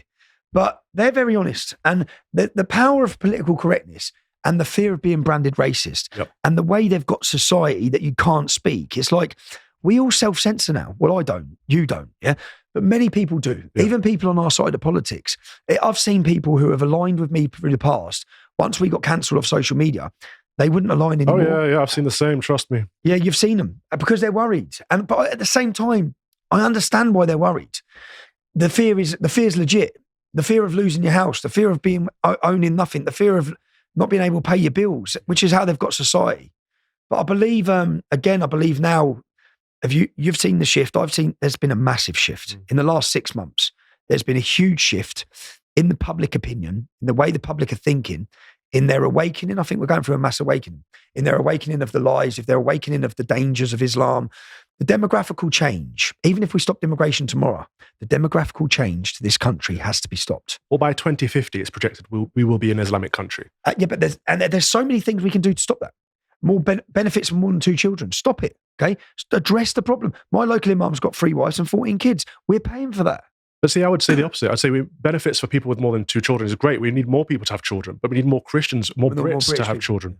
I think you could encourage them in the sense of what Hungary does, which is financially benefit them if they get married. If they stay married for a certain amount of years and have more kids, they get another financial benefit. So that is encouraging the family unit. Whereas what we've done is actually attack the family unit and encourage the women to leave the men and give them benefits to be on their own, right, which then creates children being brought up idolising gangs instead of father figures. Yeah. So many problems. But yeah. Well, you've obviously fought against Islam for a long time. And you've fought against the far right who wanted you to be racist and anti-Zionist. And you clearly are a fervent Zionist. You support the nation of Israel. You support the Jewish people. I understand this has caused you a lot of stick in the last few months in particular. It's caused me huge. When people say Zionist, so... I've been guided not to have an agent of Mossad on my show, for example. I didn't know you were an agent of Mossad. I know. It's like if you don't hate Jews, you work for Mossad, right? Basically. I don't hate Jews, okay? If there's 55 Islamic nations, can the Jews have one? Yeah? Historically, it's their land. When I go through it all, I think, okay, and I look at them, who they're surrounded by, and I look at the 7-Day War, and I look at the history, and I look at what they've faced as a community, and I look at what Hitler wanted to do. I look at all these things and think, what would I do if I was Jewish? And then do they need a homeland? They're being driven. I remember I looked at a case, was it 2011? A Jewish man who was kidnapped in Paris. He was kidnapped by a gang called the Barbarians. They had him for 30 days. Have you ever heard this case or read this case? Oh man, you've got to read it. You'd think it was coming out of Kashmir or out of Pakistan or Iraq. It's Paris. They tortured him and they killed him. They had him for 30 days. I think there's about 40, 50 people arrested for that. The community had him. Just like October 7th, the entire community know where the women are, know where the Jewish kidnappees are. So I think that if I was Jewish, not that that's the only issue, they need somewhere to run to. Yeah. Look at anti-Semitism across Europe. The more Muslims we bring in, the more hostility. The attacks on schools, the attacks on synagogues, all of these different things. So that's and I just say, if you look at Israel's a democracy surrounded by totalitarian, Sharia-driven, to put it French, shitholes that are violent, that have terrorist organisations. So yeah, I've been to Israel, and I believe they have a right to exist and a right to defend themselves. If people want to make the accusation of, am I a Zionist? Does Israel come first? Nothing comes before Britain and England. Right. Nothing at all. But I am of the opinion that if Israel falls, we all fall. I am of the opinion that, and I've been of that opinion, a lot of the influential people I listen to from my start of my activism, I listened to Geert Wilders. I listened to his views. I adapted, I learned. And if you look at the confidence that Hamas have got, but not just Hamas, look at the confidence in every Western nation, every capital city since October 7th. Look at their calls for jihad. Look at their celebrations. That was because they killed 1,400 Jews. Now, you see if all those Islamic countries around Israel, you see if they wiped Israel off the face of the planet, you don't think they're coming for Europe. You think their war stops there. You think it's over land. Yeah? Get with it. It's a war of jihad. It's first the Jews, then the Christians. So not just my stance on this battle is that Israel can't fall. My stance on this battle is that we must align ourselves with people who stand for the same values as us. And we must confront these beardy, weirdy, like these gentlemen here, who would take everything we have. They'd take our daughters. Interesting. They'd support taking our children. So, yeah. So I've always been putting England first. I've thought this is a foreign war. I won't get involved. I barely talk about it on my show, but I understand where you're coming from in this. Well, Hamas said straight after this. Yeah. Their leaders said straight after this, Europe's next. Their leaders are on record saying Europe's next. So I just understand the confidence they got and just think, do you think it stops at Israel? Israel's in their way. Yeah. Doesn't stop there. I understand that it's terrible to watch innocent people being killed. Yeah. I understand that. And I give the analogy to people who keep moaning about Israel defending themselves. We've got England, we've got Scotland. Yeah. Let's say Scotland elect a government, yeah? And that Scottish government, on their manifesto, which is what's on Hamas's, it says the final day of judgment will not come until all the English are dead. Now, Hamas's manifesto says the final day of judgment will not come until all the Jews are dead. Not the Zionists. But it's not about Zionism. Until all the Jews are dead. Now, if Scotland elected a government like that, and then in Scotland, they kept indiscriminately firing mortar-propelled grenades into England every day, what would England say? We'd say, get rid of that government, get in there. And then if they come over the border, if the Scottish come over the border and kidnapped and raped 1,400 people, raped them with knives, butchered them, took them as slaves, took their children, and then 2 days later said, ceasefire. Yeah? It's like, no, there is no ceasefire until we get all of the English back. And we as Englishmen would be demanding that our government deal with this terrorist country, which is what it is. And I went to Israel. I don't know if you're aware of that. Yeah. I went to Israel and I paid young Muslims. I paid young Arabs. I said, take me. This when I was leading English Fancy. I said, take me to a Fatah-controlled Muslim refugee camp. Right. And they didn't know who I was. And I've got the videos. So I walk around this refugee camp and there's pictures on all the sides of the houses. And the picture, I say, who's she? She blew up a bus in Israel. Who's this? And these are martyrs. I'm thinking they're terrorists, yeah? But I didn't realise the dynamic that and I kept saying, who are you oppressed by? And they kept saying, the Palestinian Authority. Not once did they say Israel, yeah? And these were fourth generation Muslims. And then I've got a fourth generation Muslim walking around a refugee camp with me, telling me never fund free Palestine because none of the money comes to us, yeah? Then he explained that people who leave this camp, like all the people on the murals, when they go to Israel and kill, for the rest of their lives, their family are given a monthly salary. So and I went with my friend Dean, who's, where's Dean's family from? Afro-Caribbean. Right. So Dean's a black lad I went to school with. Me and him went to Israel and we had a big argument because when I was paying these young Muslims, he was like, we're going to get killed. Yeah? I said, Dean, trust me, all right? Listen to me. If we go into this camp and we spend a day with these people, we're going to get an unbelievable experience. Yeah. And as we're walking around the camp on camera, I say, Dean, what do you reckon? Yeah. There's lads with machine. I said, what do you reckon? He goes like this. And I end up meeting the children. We're playing football with the kids. Yeah. And my heart bled for these children. Yeah. And what they've got is a winning formula. I left that refugee camp wanting to help those kids. Yeah. And I'm vehemently opposed to Palestine and the government. Right. And what they do is they bring European politicians. The lad said, I'm fourth generation refugee. My children will be fifth. Theirs will be sixth. We have had more money than Germany had after, 2 times more money than Germany had after the World War. And we're still got, I said, where's the park? There is no park. So I'm looking at the kids and thinking, we get told that extremism is bred from poverty. Yeah. These families have got nothing. I'm a father of 3. I said, Dean, you've got kids. The only way they get out of here, and it made me view the whole conflict different. The only way they get out of here is to go and kill an Israeli, and not a Jew, because he kept correcting me, an Israeli. So the Palestinian Authority pay them to go kill Israelis. Who funds the Palestinian Authority? The British government, our taxpayers' money. So we're paying the Palestinian Authority to hire mercenaries to go and kill, to get the families out. And then these men are doing it, maybe not for religious motives, but they're doing it to get their family out of this rut and where they're stuck in these refugee camps. So my heart bled for the kids. I'm a father. But I went there to understand. And when I got back to Israel, I sat down. I've got the footage. I sit down with this Muslim lad and put cameras on him and said, can I tell you who I am? He said, what? I said, let me introduce myself. My name's Tommy Robinson. I said, have you heard an organisation called the English Defence League? He said, yes, I have. I said, I'm the leader and founder of the English Defence League. And he was upset. He said, why? Why? I said, because I had to understand your point of view. So when people challenge my journalism or challenge what I say, or I talk about Israel, I ask, have you been there? Have you spoke to any? When I spent time in Israel, every Arab Muslim I met, I asked them a question. Yeah. What's it like in Israel? And the Muslim lad said, I pray 5 times a day, bro. Yeah, we're on the Golan Heights. The bombs are going off in Syria. We're watching the bombs go off. And he said, where do you think I want to live? There. Yeah, and he's laughing at me. He was laughing at me. And it's like, so I didn't meet one Muslim in Israel. Remember, there's 2 million Muslims, Arabs that live in the state of Israel comfortably, exercising the same rights as the Jews. We keep hearing about this apartheid state. Yeah. So again, I'm not talking about what I've seen.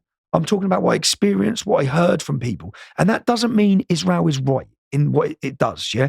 There's so many wrongs at war. There's a lot of casualties. There's lots of terrible things that happen.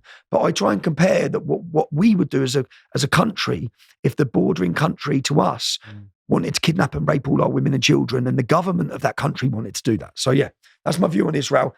Well, Britain comes first. England comes first. But it's an important point because there are a lot of people that I think are more anti-Zionist than they are pro-Britain.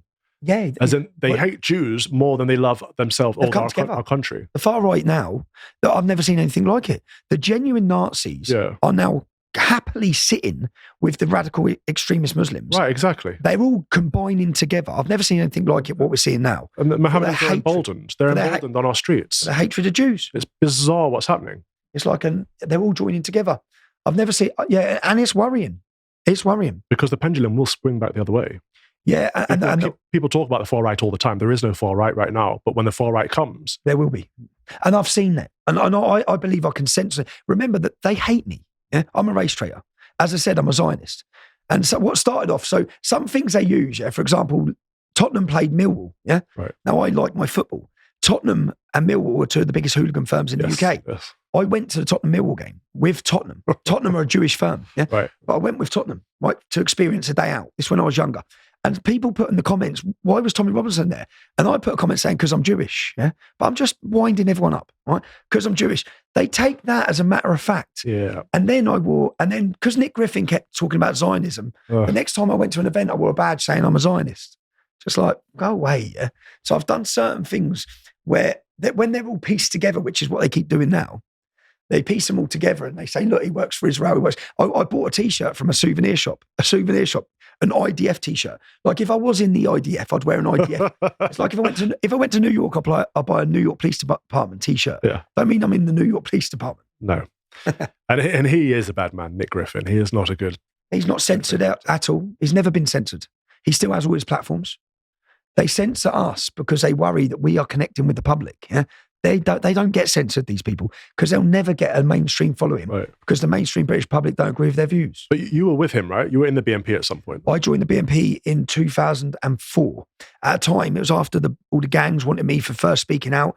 I looked for a political party that was talking about these issues. Right. The British National Party were talking about them. They set up a meeting. Remember, we were the young football casuals of the town, yeah? They set up the first meeting. We went, and this is documented by Searchlight on the left. Luton's football hooligan element are called the MIGs, the men in gear. They set up a meeting. We went to the meeting, and when we got to the meeting, they said, he can't come in, he can't come in. The non-white people couldn't come in.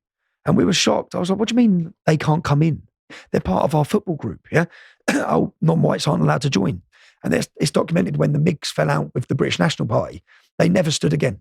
They never stood in Luton again. So yeah, I did join, and I was on the leaked membership for 12 months, but I didn't join after that. I didn't rejoin. When I can only explain it as when you're drowning, you clutch at straws. And I was drowning, Luton was drowning, and the only people speaking about it at that time were the British National Party. Because I have to put it to you, they were racist. I grew up in Mansfield, right? I think one of the heads of the BNP lived across the road. Like the genuine racism that I experienced growing up was from the BNP. So it kind of, where the EDF might have been patriotic and anti-Mohammedan, the BNP, I think, were just anti anyone that's not white. Yeah, well, they were, because non-whites couldn't join. So, but when I joined as a 21-year-old, was I 21 at the time? When I joined, I wasn't aware that non-whites couldn't join. Right. I wasn't aware who Nick Griffin was, and certainly wasn't aware he was the former leader of the National Front. In fact, all I'd read is a 10-point leaflet from the BNP, where when you read it, old age pensioners should have TVs, British people first for job. You'd read it and think, I agree with all of that, right, which I did. So yeah, you're right, totally racist. And it's why when I started, but that doesn't mean that every one of the people who voted for them or supported them was racist. Sure. They were desperate. Yeah. There was no alternative. Remember, I think they had millions of votes, didn't they, at one point in the UK? But that will get us to UKIP, and I do want to talk about that, but I want to give you a chance to breathe and drink some water. Let's show a clip of what you've released today. You've released a new video, very important video. I had a preview last night, and it was difficult to watch. So we'll let this play out for a minute. This was meant to go out. What time? What's the time now? 4 o'clock. Chris Donald was a 15-year-old Scottish school child who was kidnapped off the streets of Glasgow. He was driven around, he was tortured, he was stabbed, and he was burned alive. Now, if you're in England or in Wales or in Northern Ireland, you've probably never heard his name, because it didn't even make the media in our countries. This was the first ever racially motivated murder in Scottish history. We're here to meet with his family. They're disgusted with the way they're being treated. They've been refused a peaceful, silent walk and vigil. They feel intimidated by not just the parole board, but also the local council. When you hear this story, I don't want you to just think about someone being kidnapped or tortured. I want you to think deeply about what that child's gone through and his family. Imagine it was your son. And then ask yourself at the end of listening to this, have this family had justice? Very important documentary, and no, the family has not had justice. I find it difficult to watch because the perpetrators are treated very differently to the victims and the victims' families, and it's still the case. I think this anyone that watches this will see that diversity, inclusion, and equality are the problem with this country. This fear of offending so-called ethnic minorities comes above everything else, even justice. The other thing which makes us realise is, you see, when there's an attack like this, like how many people know Chris Donald's name? Had you heard of him? No. This was the first ever racially motivated murder in Scotland's history. It didn't even make the English news. It didn't make the English news. Now, there's plenty of children like this. I know lots of cases like this where no one knows their name, because certain cases are used. And the family, when speaking to people around the family, it become very obvious that they were intimidated in silence, not speaking out, coerced, manipulated, because they don't want the family speaking out. So when I see terrorist attacks, I saw Manchester Arena bombings, I thought, where's the parents? When I'm watching it, I think, if my kid just got blown up and it was from Salman Abedi. Salman Abedi was allowed to travel to Libya. His father come into this country who was part of a terrorist organisation. How was that extremist allowed in and out of our country? I'd be going mental. But I never hear from the parents in any of these cases. And then we understand why, because they instill fear into them.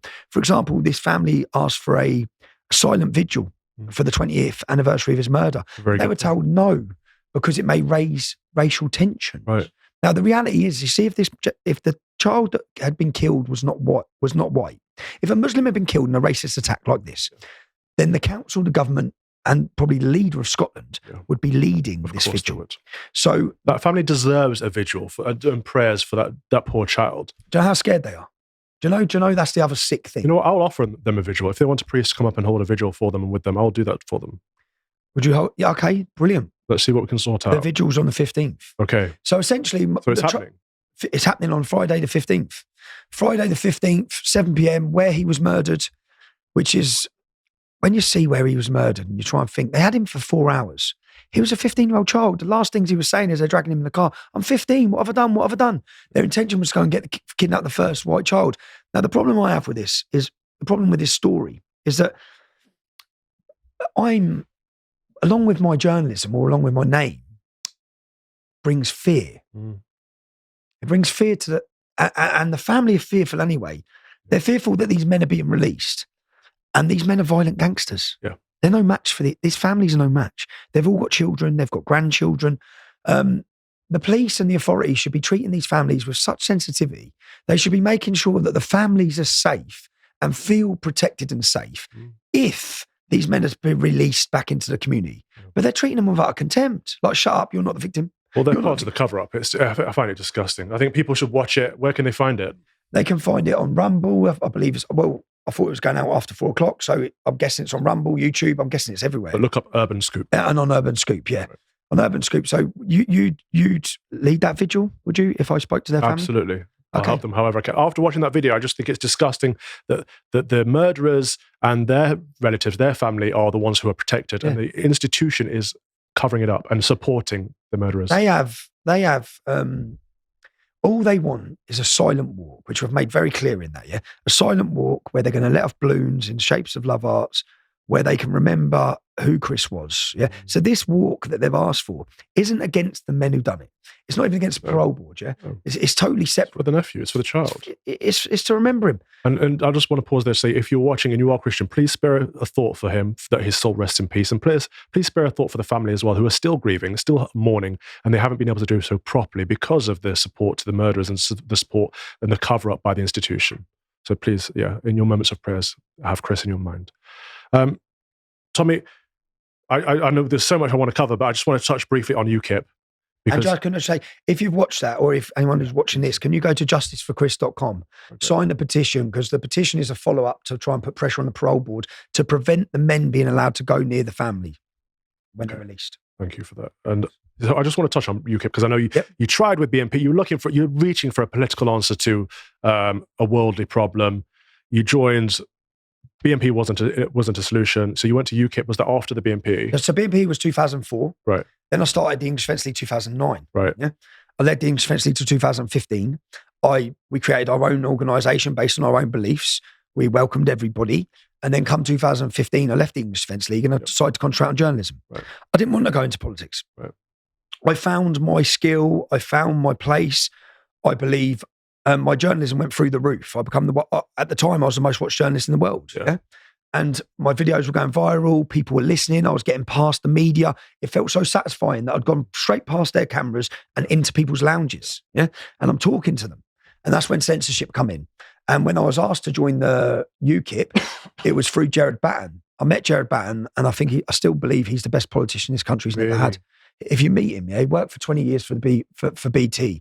So he's a working class man. He lived a normal life, and then he unwillingly got involved with politics. And even when he was leading UKIP, he didn't want to lead UKIP. And UKIP, he come to me and said, obviously I've been in the prison system.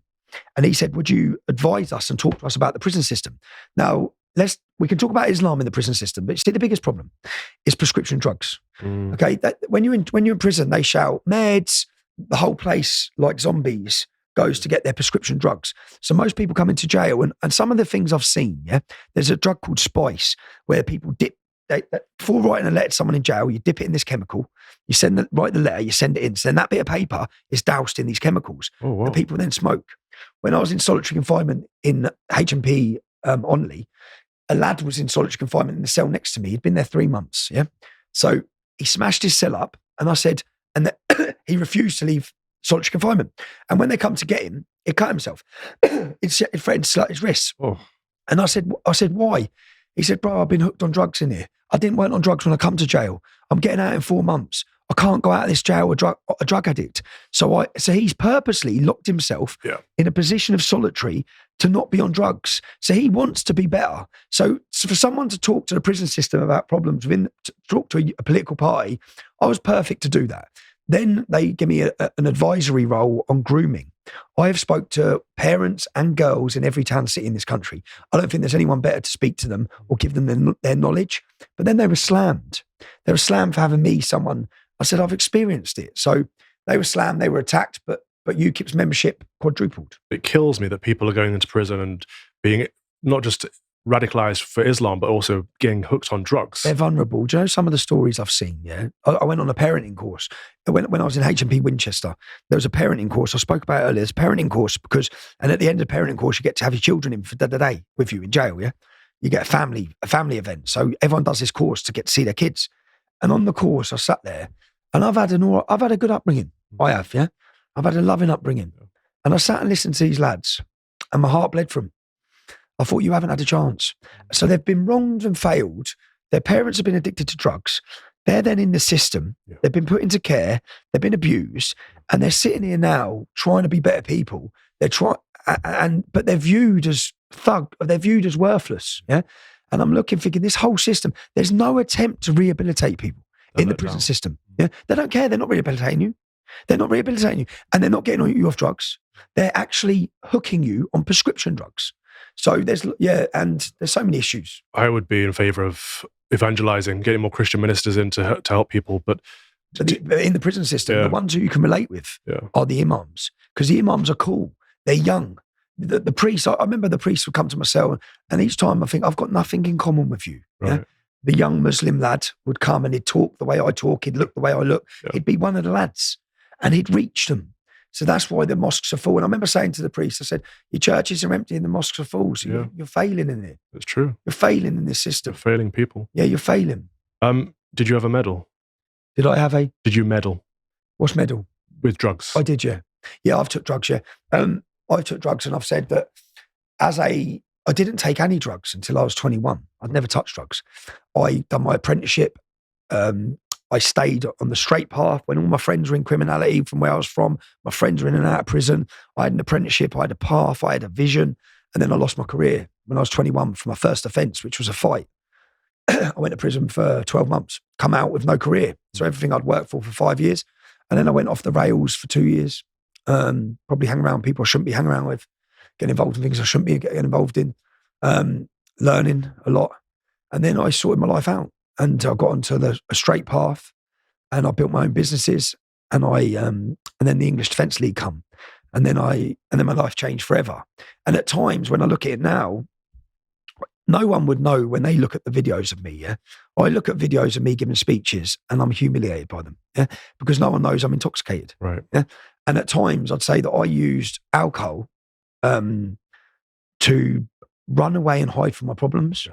To black myself out. I didn't drink for enjoyable reasons. I drink as much as I can, as quick as I can. And I guess for that day that I'm drinking, it'd be escapism. I'm escaping because the reality of my life becomes something that when I found out that terrorists had planned to kill me, the reality of my life was I'm going to get killed. And I felt like in those early years, I felt like I was walking around with a terminal illness, and I couldn't deal with it. And I went through a process of I think when I first went to jail in 2011, it saved my life because I was on solitary confinement and I had time to sit and think and evaluate my life. And then at times, and I've been in some dark places with my activism, with the consequences of it, with my problems in my family's life, with all these things, I've seen the wreck it's caused. And at times I was in low places and I only found how, and my hardest job was finding how to deal with that life and to make myself comfortable with that life, which again, I found by going, I don't drink anymore at all. I don't drink at all. And I use the gym and I use a way of getting out of, to no longer feel like I'm running from, I felt like I was running from myself for a long time. But now I don't. Now I feel like I'm, and you know what? When I look back at what I've managed to achieve, whilst at the same time, I've never drunk every day, but I drink once a week, yeah? Right. But that once a week would wipe me off for 3-4 days, really, yeah? When I look at what I achieved and think what I could have achieved if I was totally sane-minded. And I now try and tell people, because it's like, I don't want to seem like I'm preaching, because everyone can go out and have a beer, but it's not good for you, yeah? And you shouldn't really. Some people can. I can't do things by moderation. Whatever I do, I'm all in or I'm all out. So, yeah, I'm in the best. I'd say I'm in the best physical place I've ever been. It's good. It doesn't mean I haven't got problems. Everyone's got them. I thought you just went to the gym so you could have lots of fry-ups. Yeah, that's what I do as well. I do. I love eating. But do you know what? No matter what, I leave my house, and for the last 2 days I haven't, because I've been so busy, and it eats me up when I don't. I know I'm a creature of habit, and I need routine. Yeah? I have to leave my house at 5 a.m. I have to go to even if I'm exhausted, I have to do that, because that sets me on my path, and it's what solved. It's for the last 18 months, 2 years, it's solved a lot of the problems I had. Right. So yeah. So the gym's helped you a lot, getting off drugs and alcoholism and that kind of stuff. I wasn't on, when we say drugs, I've never been on crack or heroin or drugs like that. Oh God, what was it? I'm saying that when I was partying when I was younger, I'd have been taking MDMA or doing things like that, but I haven't been addicted in needing drugs every day. Right. You dabbled? I've dabbled on partying and things like that, but it doesn't help. Again, it's like when I look back now, I wouldn't, yeah. But my point is to get away from that toxicity. Yeah. You found the gym as a routine to help you be healthy. What about your faith? I believe that, you see, spirituality. So when I come out of my court case, I represent myself at the High Court and I lost. And when I lost, that case and the actions of the people around that case, they sent people to my children's home. My family had to sell their house. I had to live separate with them. I've separated from their mum at that point. She had to make a decision between the safety and the kids and our relationship, and she chose the safety of her kids, which is the best move she should have made. So from that point, I lived separate, and I was in a bad place coming out of that court case. Yeah. I didn't know what to do. I had nowhere to live, and I booked myself into a 28-day rehabilitation. And when I went there, and people said, "Why are you here?" It was when COVID was on. There was nowhere to go. Yeah. I said, I'm here for a break, man. I'm here for a break. And I meant it. I needed a break from life. I needed to look at myself. I needed to understand myself. And I went through a lot of things in there, which, do you know what? And I've never spoke about problems or fears because I believe as a man you shouldn't. I had believed, yeah? Right. I believed it was weak.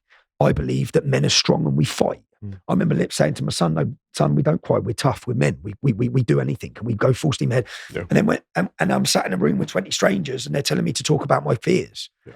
And when I started talking, I couldn't stop crying. I couldn't stop crying for days. Then, and then I thought, but then when I spoke about it, and a lot of my problems were driven from fear of what's going to happen to my family, fear of what's going to happen, what the consequences if I'm gone, what's the consequences if the establishment win and I'm in prison for 10 years. All fears. All fear related, all fears I can't control anyway. Yeah. And then it went into spirituality, and it made me, they take parts of your life. It was the most fascinating 28 days I've had. Yeah. And it was a real chance to look at who you are and understand who you are. And I had to write down. So any negative things I've done in my life, you had to list them. Jesus, I had a long list. Yeah. But then not just list them. Then I had to take things that I'm angry about. Yeah. And I was angry about a lot. Yeah, I was angry at the police. I was angry with their actions. But then when you're angry at them, it made me take a situation where I believe they're wrong and look at how you're at fault. And as I looked at it, I started finding places I'm in fault. and I've done wrong, but I've never seen it like that. Yeah. And it lifted the resentment like that. I thought, I've hated the police for the last 10 years. Yeah. But then when I looked at it, and that was all about spirituality, and the gentleman who was one of the counsellors, and I've never spoke. So when I started speaking, then I thought, shit, I went, because you don't have a mobile phone when you go there, which is one of the best things, yeah? You're there to look at yourself, you're there to understand yourself, you're there to get very deep, yeah? And I said, like, I would have always called people sitting around these rooms failures and, to be honest, wankers, yeah? Sitting, discussing their problems. Right. How pathetic. That's what I'd have viewed it as. Once I started talking about it, the first thing I done was ring my ex-wife and said, get my son a counsellor. Well, I think it's strong, because for me, I would articulate that as what you did there is repentance and forgiveness. So you repented of all the things you've done wrong, and you forgave the people who've done you wrong, because forgiveness doesn't mean forgetting, but it means letting go of it. So it's not eating away at you with the insides. So even if it's not you that's done something wrong, even if it's someone else that's done it, for you holding on to that it's affected me. Yeah, of course. And then I realised, Jesus, man, I thought about my son. He's seen people threaten to stab me. He's seen me violently attacked. Yeah. He's seen all these things. And what have I been saying? Be strong, be a man, be this. Whereas really, you need to talk to someone. That's what I realised. Jesus Christ, so then I realised he needs someone. Yeah. So and I went out of there. But I said to the man, as I was, because you have to live a spiritually clean life. I don't know how I can do that, because I've got so many enemies coming at me, and I've got so many. I'm totally ducking and diving my whole way through. And I said, I wish I could, with what you're saying. I wish I could, because what I understand is he's free. You're free because you're living a spiritually clean life. From that point on is when I stopped drinking, stopped everything, started fitness. Yeah. But at the same time, if we talk about faith, it's like, and we could talk about faith. You see you've just met two people out there where you're talking about not an option of where you're going. Yeah. Has faith brought that together? And so many things. Every time I feel down, or I feel like I'm in a corner, or I'm trapped, or I'm losing, something comes along and just picks me up. Yeah. Elon Musk gives me back my account. It's like, what's happened there? Something else happens. I meet someone and it opens another door. And I think that where I am now, with everything that's happened, I shouldn't be here. Yeah. I think that I should have already lost, and I haven't lost. So do I believe there's a higher being? Yeah, totally. Do I believe that there's something far superior than us? Yes, there is. And do I believe that at times I've been guided? Yeah, because I couldn't have done what I've done. I wouldn't still be here. So and the more, as years go on, especially recently, when I see Satanism, which is what I think, well, these people are satanic. Yeah. Those symbols they're using are satanic. So there must be the opposite. But I wish I've tried to at times when I've been in jail on my own. I thought I want to find faith. I wish I could have the belief that some people have. Yeah. But I've struggled with it. So, but I do believe in spirituality. Okay. I do believe that if you clean your spirit, essentially, of your resentments, of your anger, of your frustration, which you're saying is forgiveness. So it is like the Christian beliefs. Yeah. And I think that when I went to that rehabilitation, I didn't think I needed a rehabilitation, and I didn't think I needed to go, but I needed a break. When I come out of there, I was in a far better place in my life to understand who I am. Well, someone knew that you were coming on, and they sent this to me to give to you. This is. Thank you. So that is a rosary that's been blessed. And the whole point of that is just to help you. So if you ever feel like you need to communicate with God, you need something from him, or you need to give him some of your anxieties, just hold that in your hand and pray with it. Thank you. I'm happy to guide. There are ways to pray with it. I'm happy to guide you through them. But even if you're just holding it and communicating with. Well, I said when I was in jail, and one lady contacted me today on Twitter, and she sent me a picture of a little prayer sheet that was her mum's that she sent to me in prison because she said she believed I was going to be killed. And I remember when I was in jail, so I wasn't religious, but everyone, my mum sent me hers. My mum sent me her mum's one. I remember I carried all of them. But yeah. Well, I don't know if the person wants to release their name, but it's their social media is Incorde Mariae, which means the heart of Mary. So you'll have the heart of our Lord with you. We've got that with you. Well, thank you. Not at all.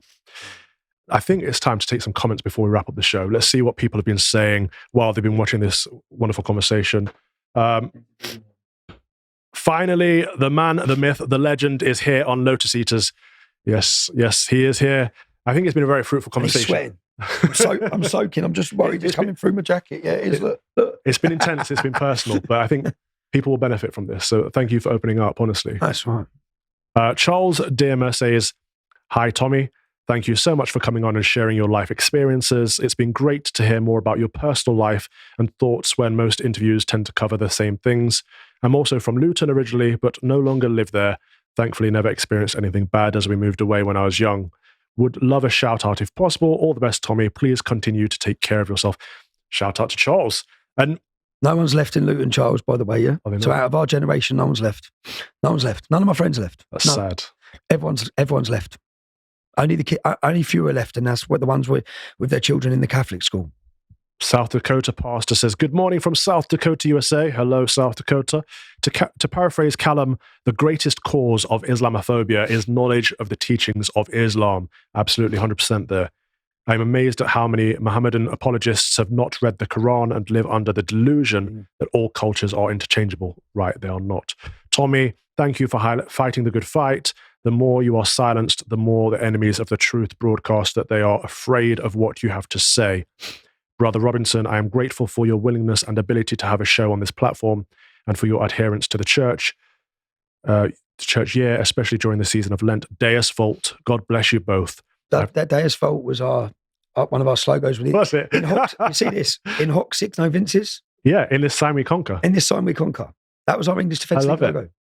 So that was our English Defence League logo. So we specifically chose the Knights Templar. I love it.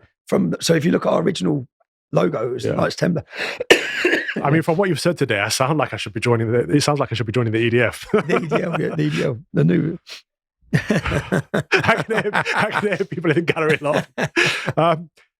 Anon Emi says, yes, you are specifically taught to not be friends or talk to kafirs. Muslims put their children to Islamic schools from the age of 4 onwards.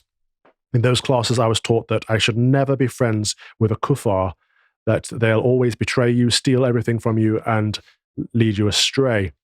Except my best friend as a child was a Caucasian Brit. At the time, I thought, he's the best kid I ever knew. Meanwhile, the Muslim kids were smoking, etc. This was at the age of 9. Now, I guess after 20 years, who wants to kill me as an apostate? So that's an ex-Muslim who's experienced it. Do you know one of my friends, Sully, he came to my school when we was 11, 12, and his mum's Kenyan Muslim. And when he came when he was 11, 12, he'd had to leave a madrasa because they started teaching him his dad had the devil in him because his dad was Christian. So again, it's all experiences that I understand. You know what I mean? And even when I led the English Defence League, I had a St. George's Day festival where I'd moved to a village, and then all my friends would come in. I remember one of the neighbours nudged me and said, "Who are this lot?" Because most of them ain't white. I said, "It's all my mates." And Sully's mum was sat there with her hijab on, and her friends rang up, and she's like, "Hello," and she said, "You ain't going to believe who St. George's Day event I'm at." And her friends said, "I'm at Tommy Robinson's St. George's Day." She sat there in her hijab. But yeah.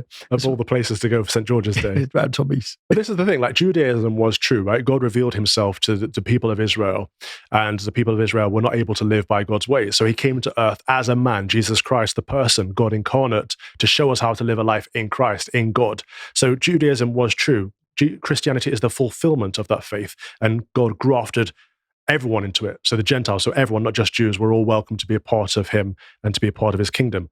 Islam is the opposite. They took the truth. They took what was Judaism. They took what was Christianity and twisted it into hate, lies, murder, pedophilia. This book that I'm looking forward to seeing that you've put together. So this is, do you know, so when Winston Churchill was reading the Quran, it was in chronological order. Right. So now you can't find a Quran in chronological order. So when you open a Quran, which I've done in jail, and you try and make sense of it, one verse that Muhammad said is next to another. Is next to a verse he said 20 years later. Yeah.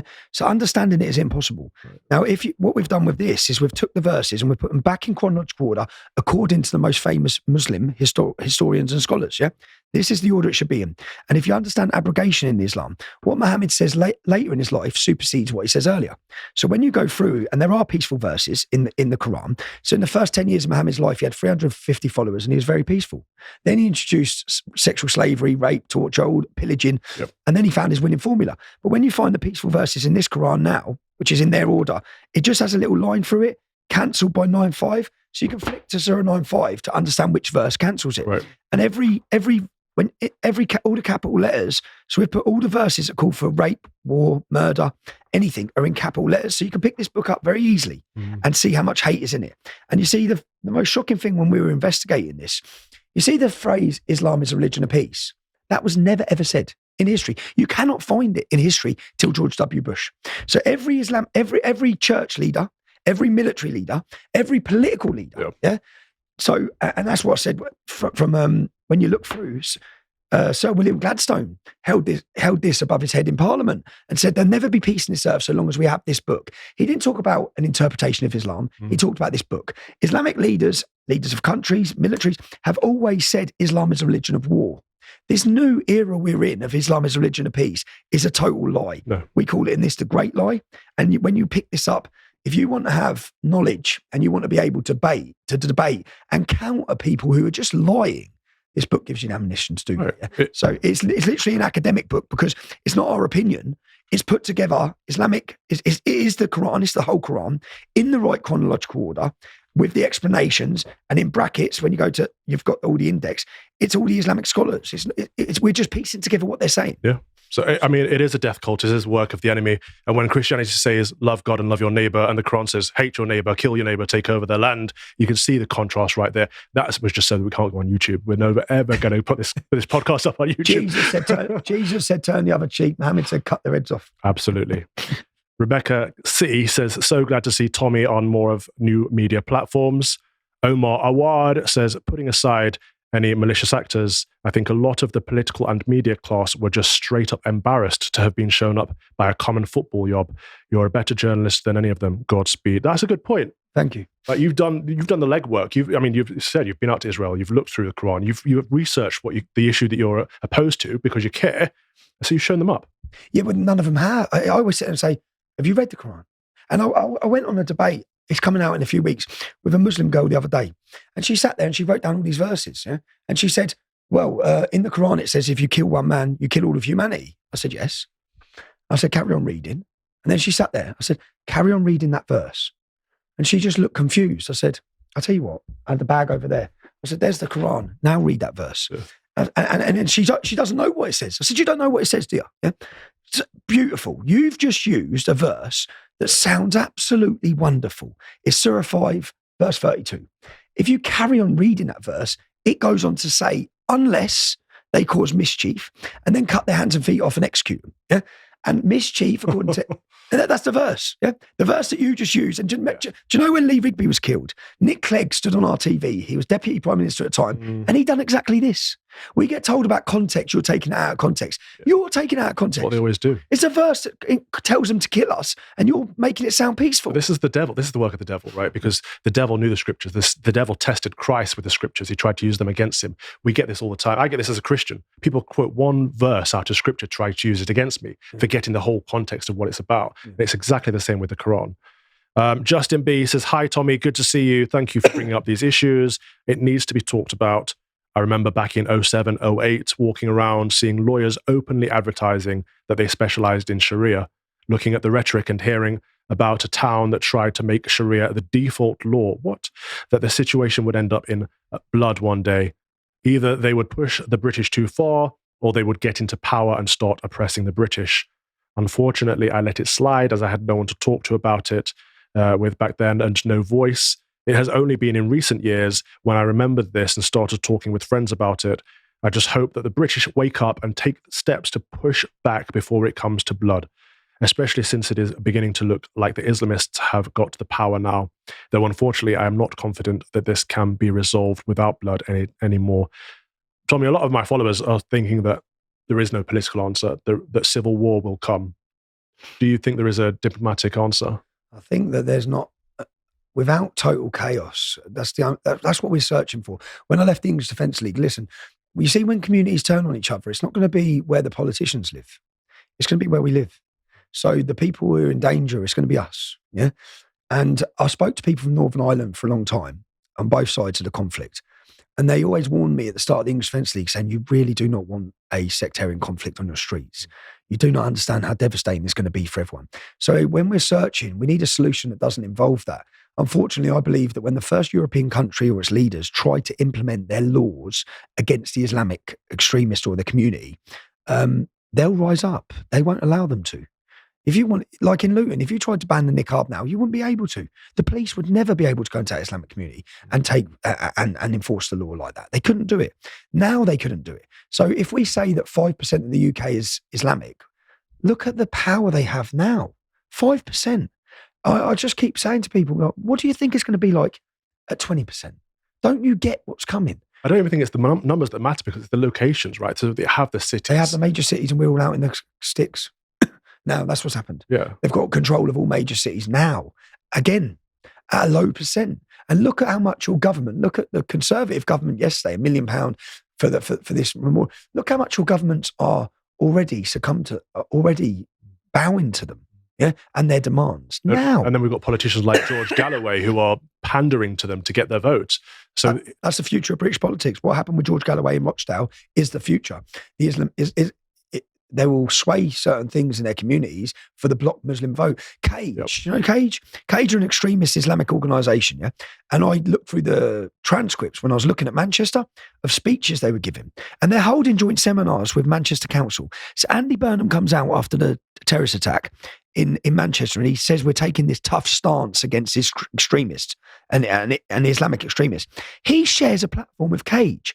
One of the Labour politicians took a £5,000 donation off of Cage. Cage want a caliphate, yeah? So all this going on, and one of the Cage seminars in a mosque said that, do not worry, because all the political parties will deal with us, because we can swing the seats in 20 seats. Well, 20 will become 40, 40 will become 60. And that's what we see.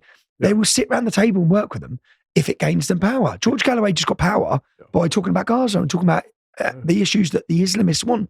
The member of British Parliament for Gaza. And in this country, there is no bloc vote. So Jewish people vote Labour or Conservative. Christian people vote Labour or Conservative. Where there is a bloc vote is with the Mohammedans, because they vote how they're told. They control themselves military.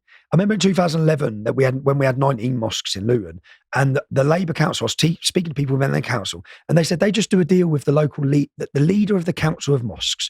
So the leader of the Council of Mosques sits down with Luton Borough Council.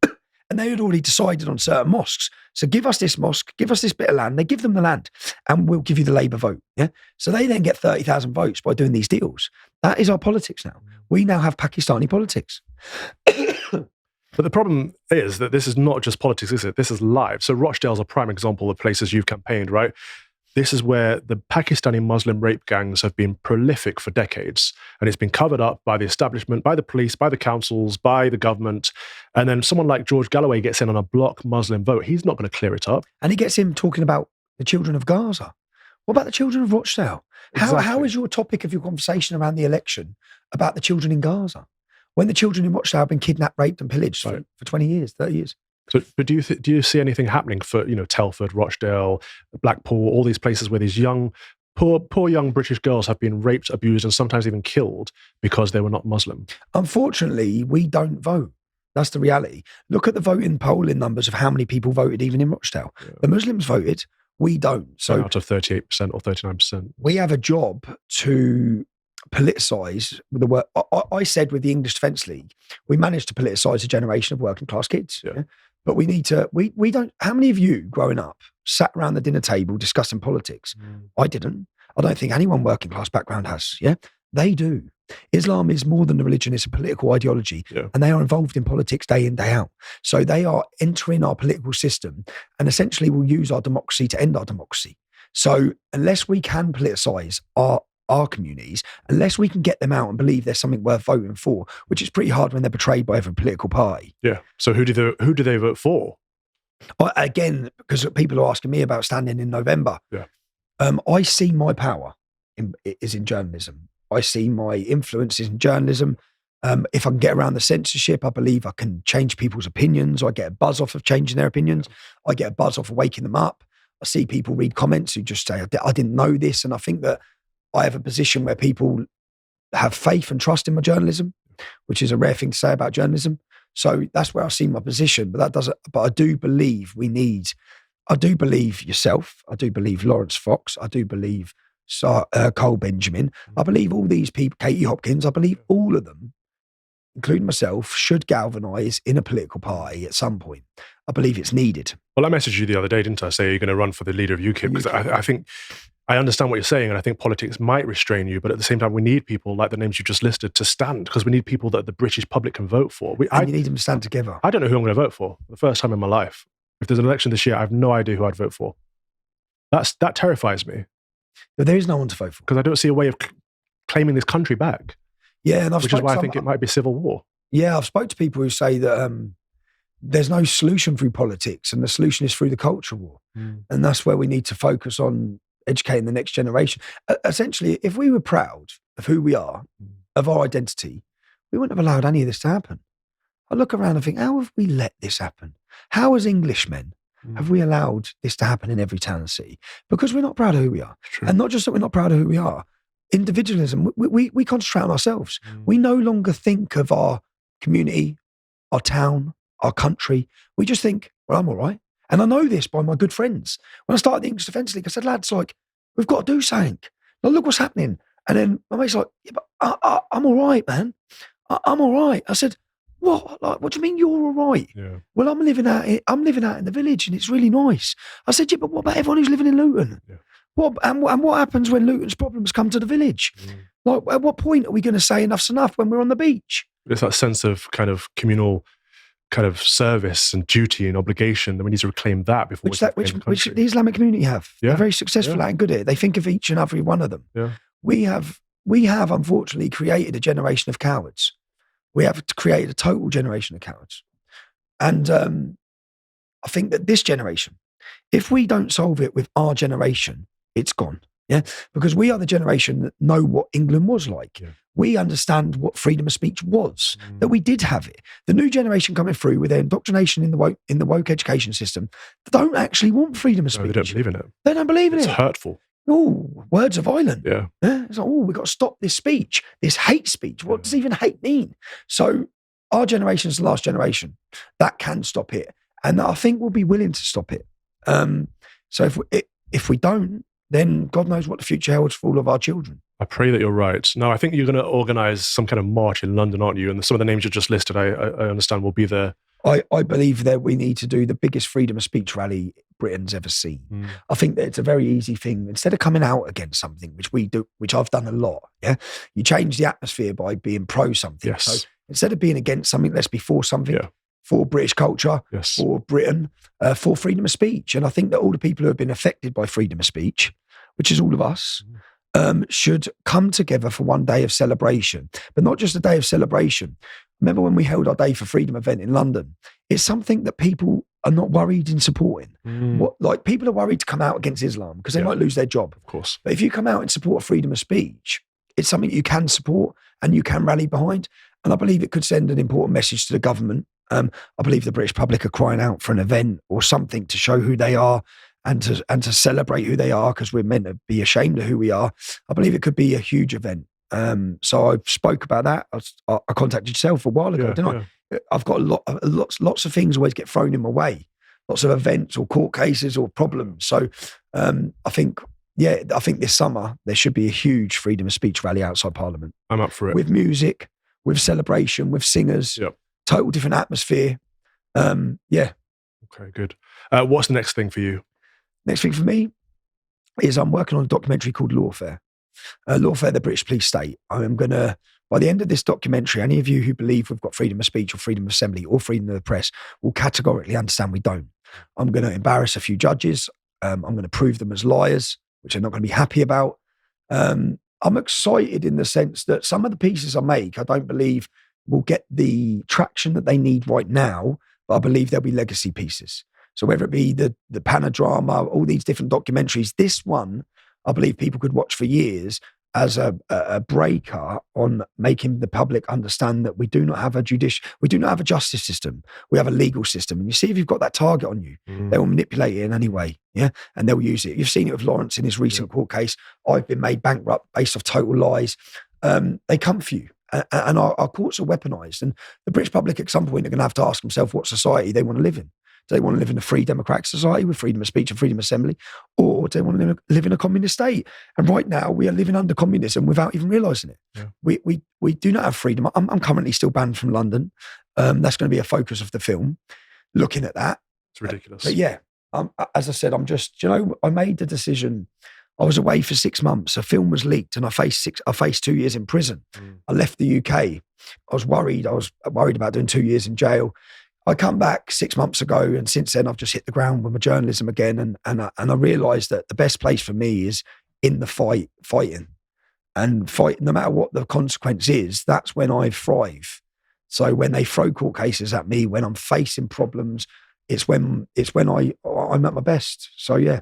Got a lot of projects on. I've got Salwan Mamika, who's a Iraqi refugee into Sweden, who's now faces deportation to certain death.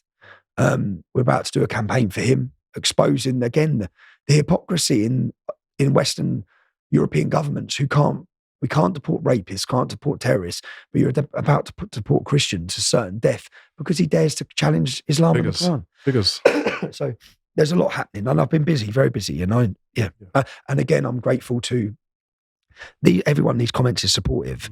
I'm grateful to the words of support, and so people know that when they give me words of support, or give anyone like us words of support, it helps to drive us as well. It helps to realise what you're doing is right. It gives you a great feeling. I said, everywhere I go, sometimes I get overwhelmed with support, and it's a great feeling. Well, I've had so many people contact me to say, please pass my thanks on to Tommy. But I want to pass my thanks on because you paved the way for people like me to do what I do. So I want to pass on my appreciation for that too. Oh, thank you. I haven't agreed with every decision you've made, but neither have you. And we, as people, we grow, we mature, and we repent of our sins. We try to be better. And I think you've shown that you've been on a journey just like all of us. So I hope anyone that's watched this today has understood that you're a human being. You're not just Tommy Robinson. You're Stephen Lennon. I always blame the bad stuff on Tommy. You say to my ex-wife, it was Tommy. It was Tommy, it weren't me. Well, thank you, Tommy. I appreciate it. And I've enjoyed it. And how important is these shows as well, man? It's great to see you sat here. It's great after the attempt, because what GB News would have wanted and what the establishment wanted is for Calvin Robinson to disappear. Yeah. And it's great that hasn't happened. I hope you go on to great, wonderful things. Thank you. They can do what they like to try and silence us, but they will never win because we care more than they do. That's what it is. Let's see what our video comment is for today. Hello, Father Robinson. My name's Esther. I'm from Michigan. I was wondering if you could describe the Eucharist, what it is, and what it is to the Christian life. God bless you, sir. You are in my prayers. Deus vult. Sound. Love that. Thank you very much, Esther. Oh, what a question. The Eucharist, first of all, it's a sacrament, right? So it's an outward sign of an inward and invisible grace. It's when God is acting on us or in us or through us, right, for goodness. The Eucharist is the source and the summit of the Christian faith. It's what we center everything on because it is the perpetual sacrifice. Christ died on the cross once in history, but that sacrifice lasts for eternity. And every time we partake in the Eucharist, we're partaking in his eternal sacrifice for us because we remember that he died for us. And he said, take, eat, this is my body. So when we eat a part of his body, we enter communion with him, we enter communion with each other, and we become one body of Christians. So he is constantly, perpetually offering himself to the Father on our behalf because we are fallen, we are sinners, we make mistakes, but we've got to get back up, pick up our cross, and get back on with it. That's what the Eucharist reminds us of. The Eucharist is bringing a piece of heaven down to earth in the body of Christ, but it's also bringing the congregation up to a moment of heaven. The Eucharist, the Mass, the Holy Communion is when we are temporarily getting a taste of what's to come. That's what the Eucharist is. It's the real presence, the body and blood of our Lord and Savior, Jesus Christ. Thank you for the question, Esther. Loved that. And that pretty much wraps up the show today. I think it's been a really good show. Great conversation. I'm so thankful for Tommy Robinson for coming in. Please do keep leaving comments. I don't read them all out on air, but I do read them all. I'm very thankful for your time and your tweets and your emails as well. I'd love for us to end on a couple of prayers. We've got 2 collects for today. We've got the Thursday after the 3rd Sunday in Lent, and then we've got the Ash Wednesday prayer, which we always end on in Lent. O holy God, who gave us great courage to Saints Perpetua, Felicitas, and their companions, grant that through their prayers we may be worthy to climb the ladder of sacrifice and be received into the garden of peace, through Jesus Christ, thy Son, our Lord, who liveth and reigneth with thee in the unity of the Holy Spirit, ever one God, world without end. Amen.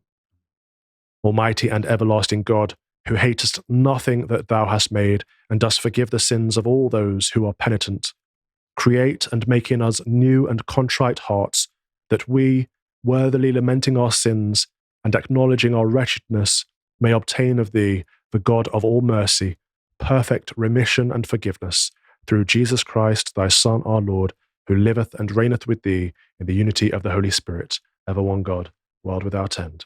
Amen.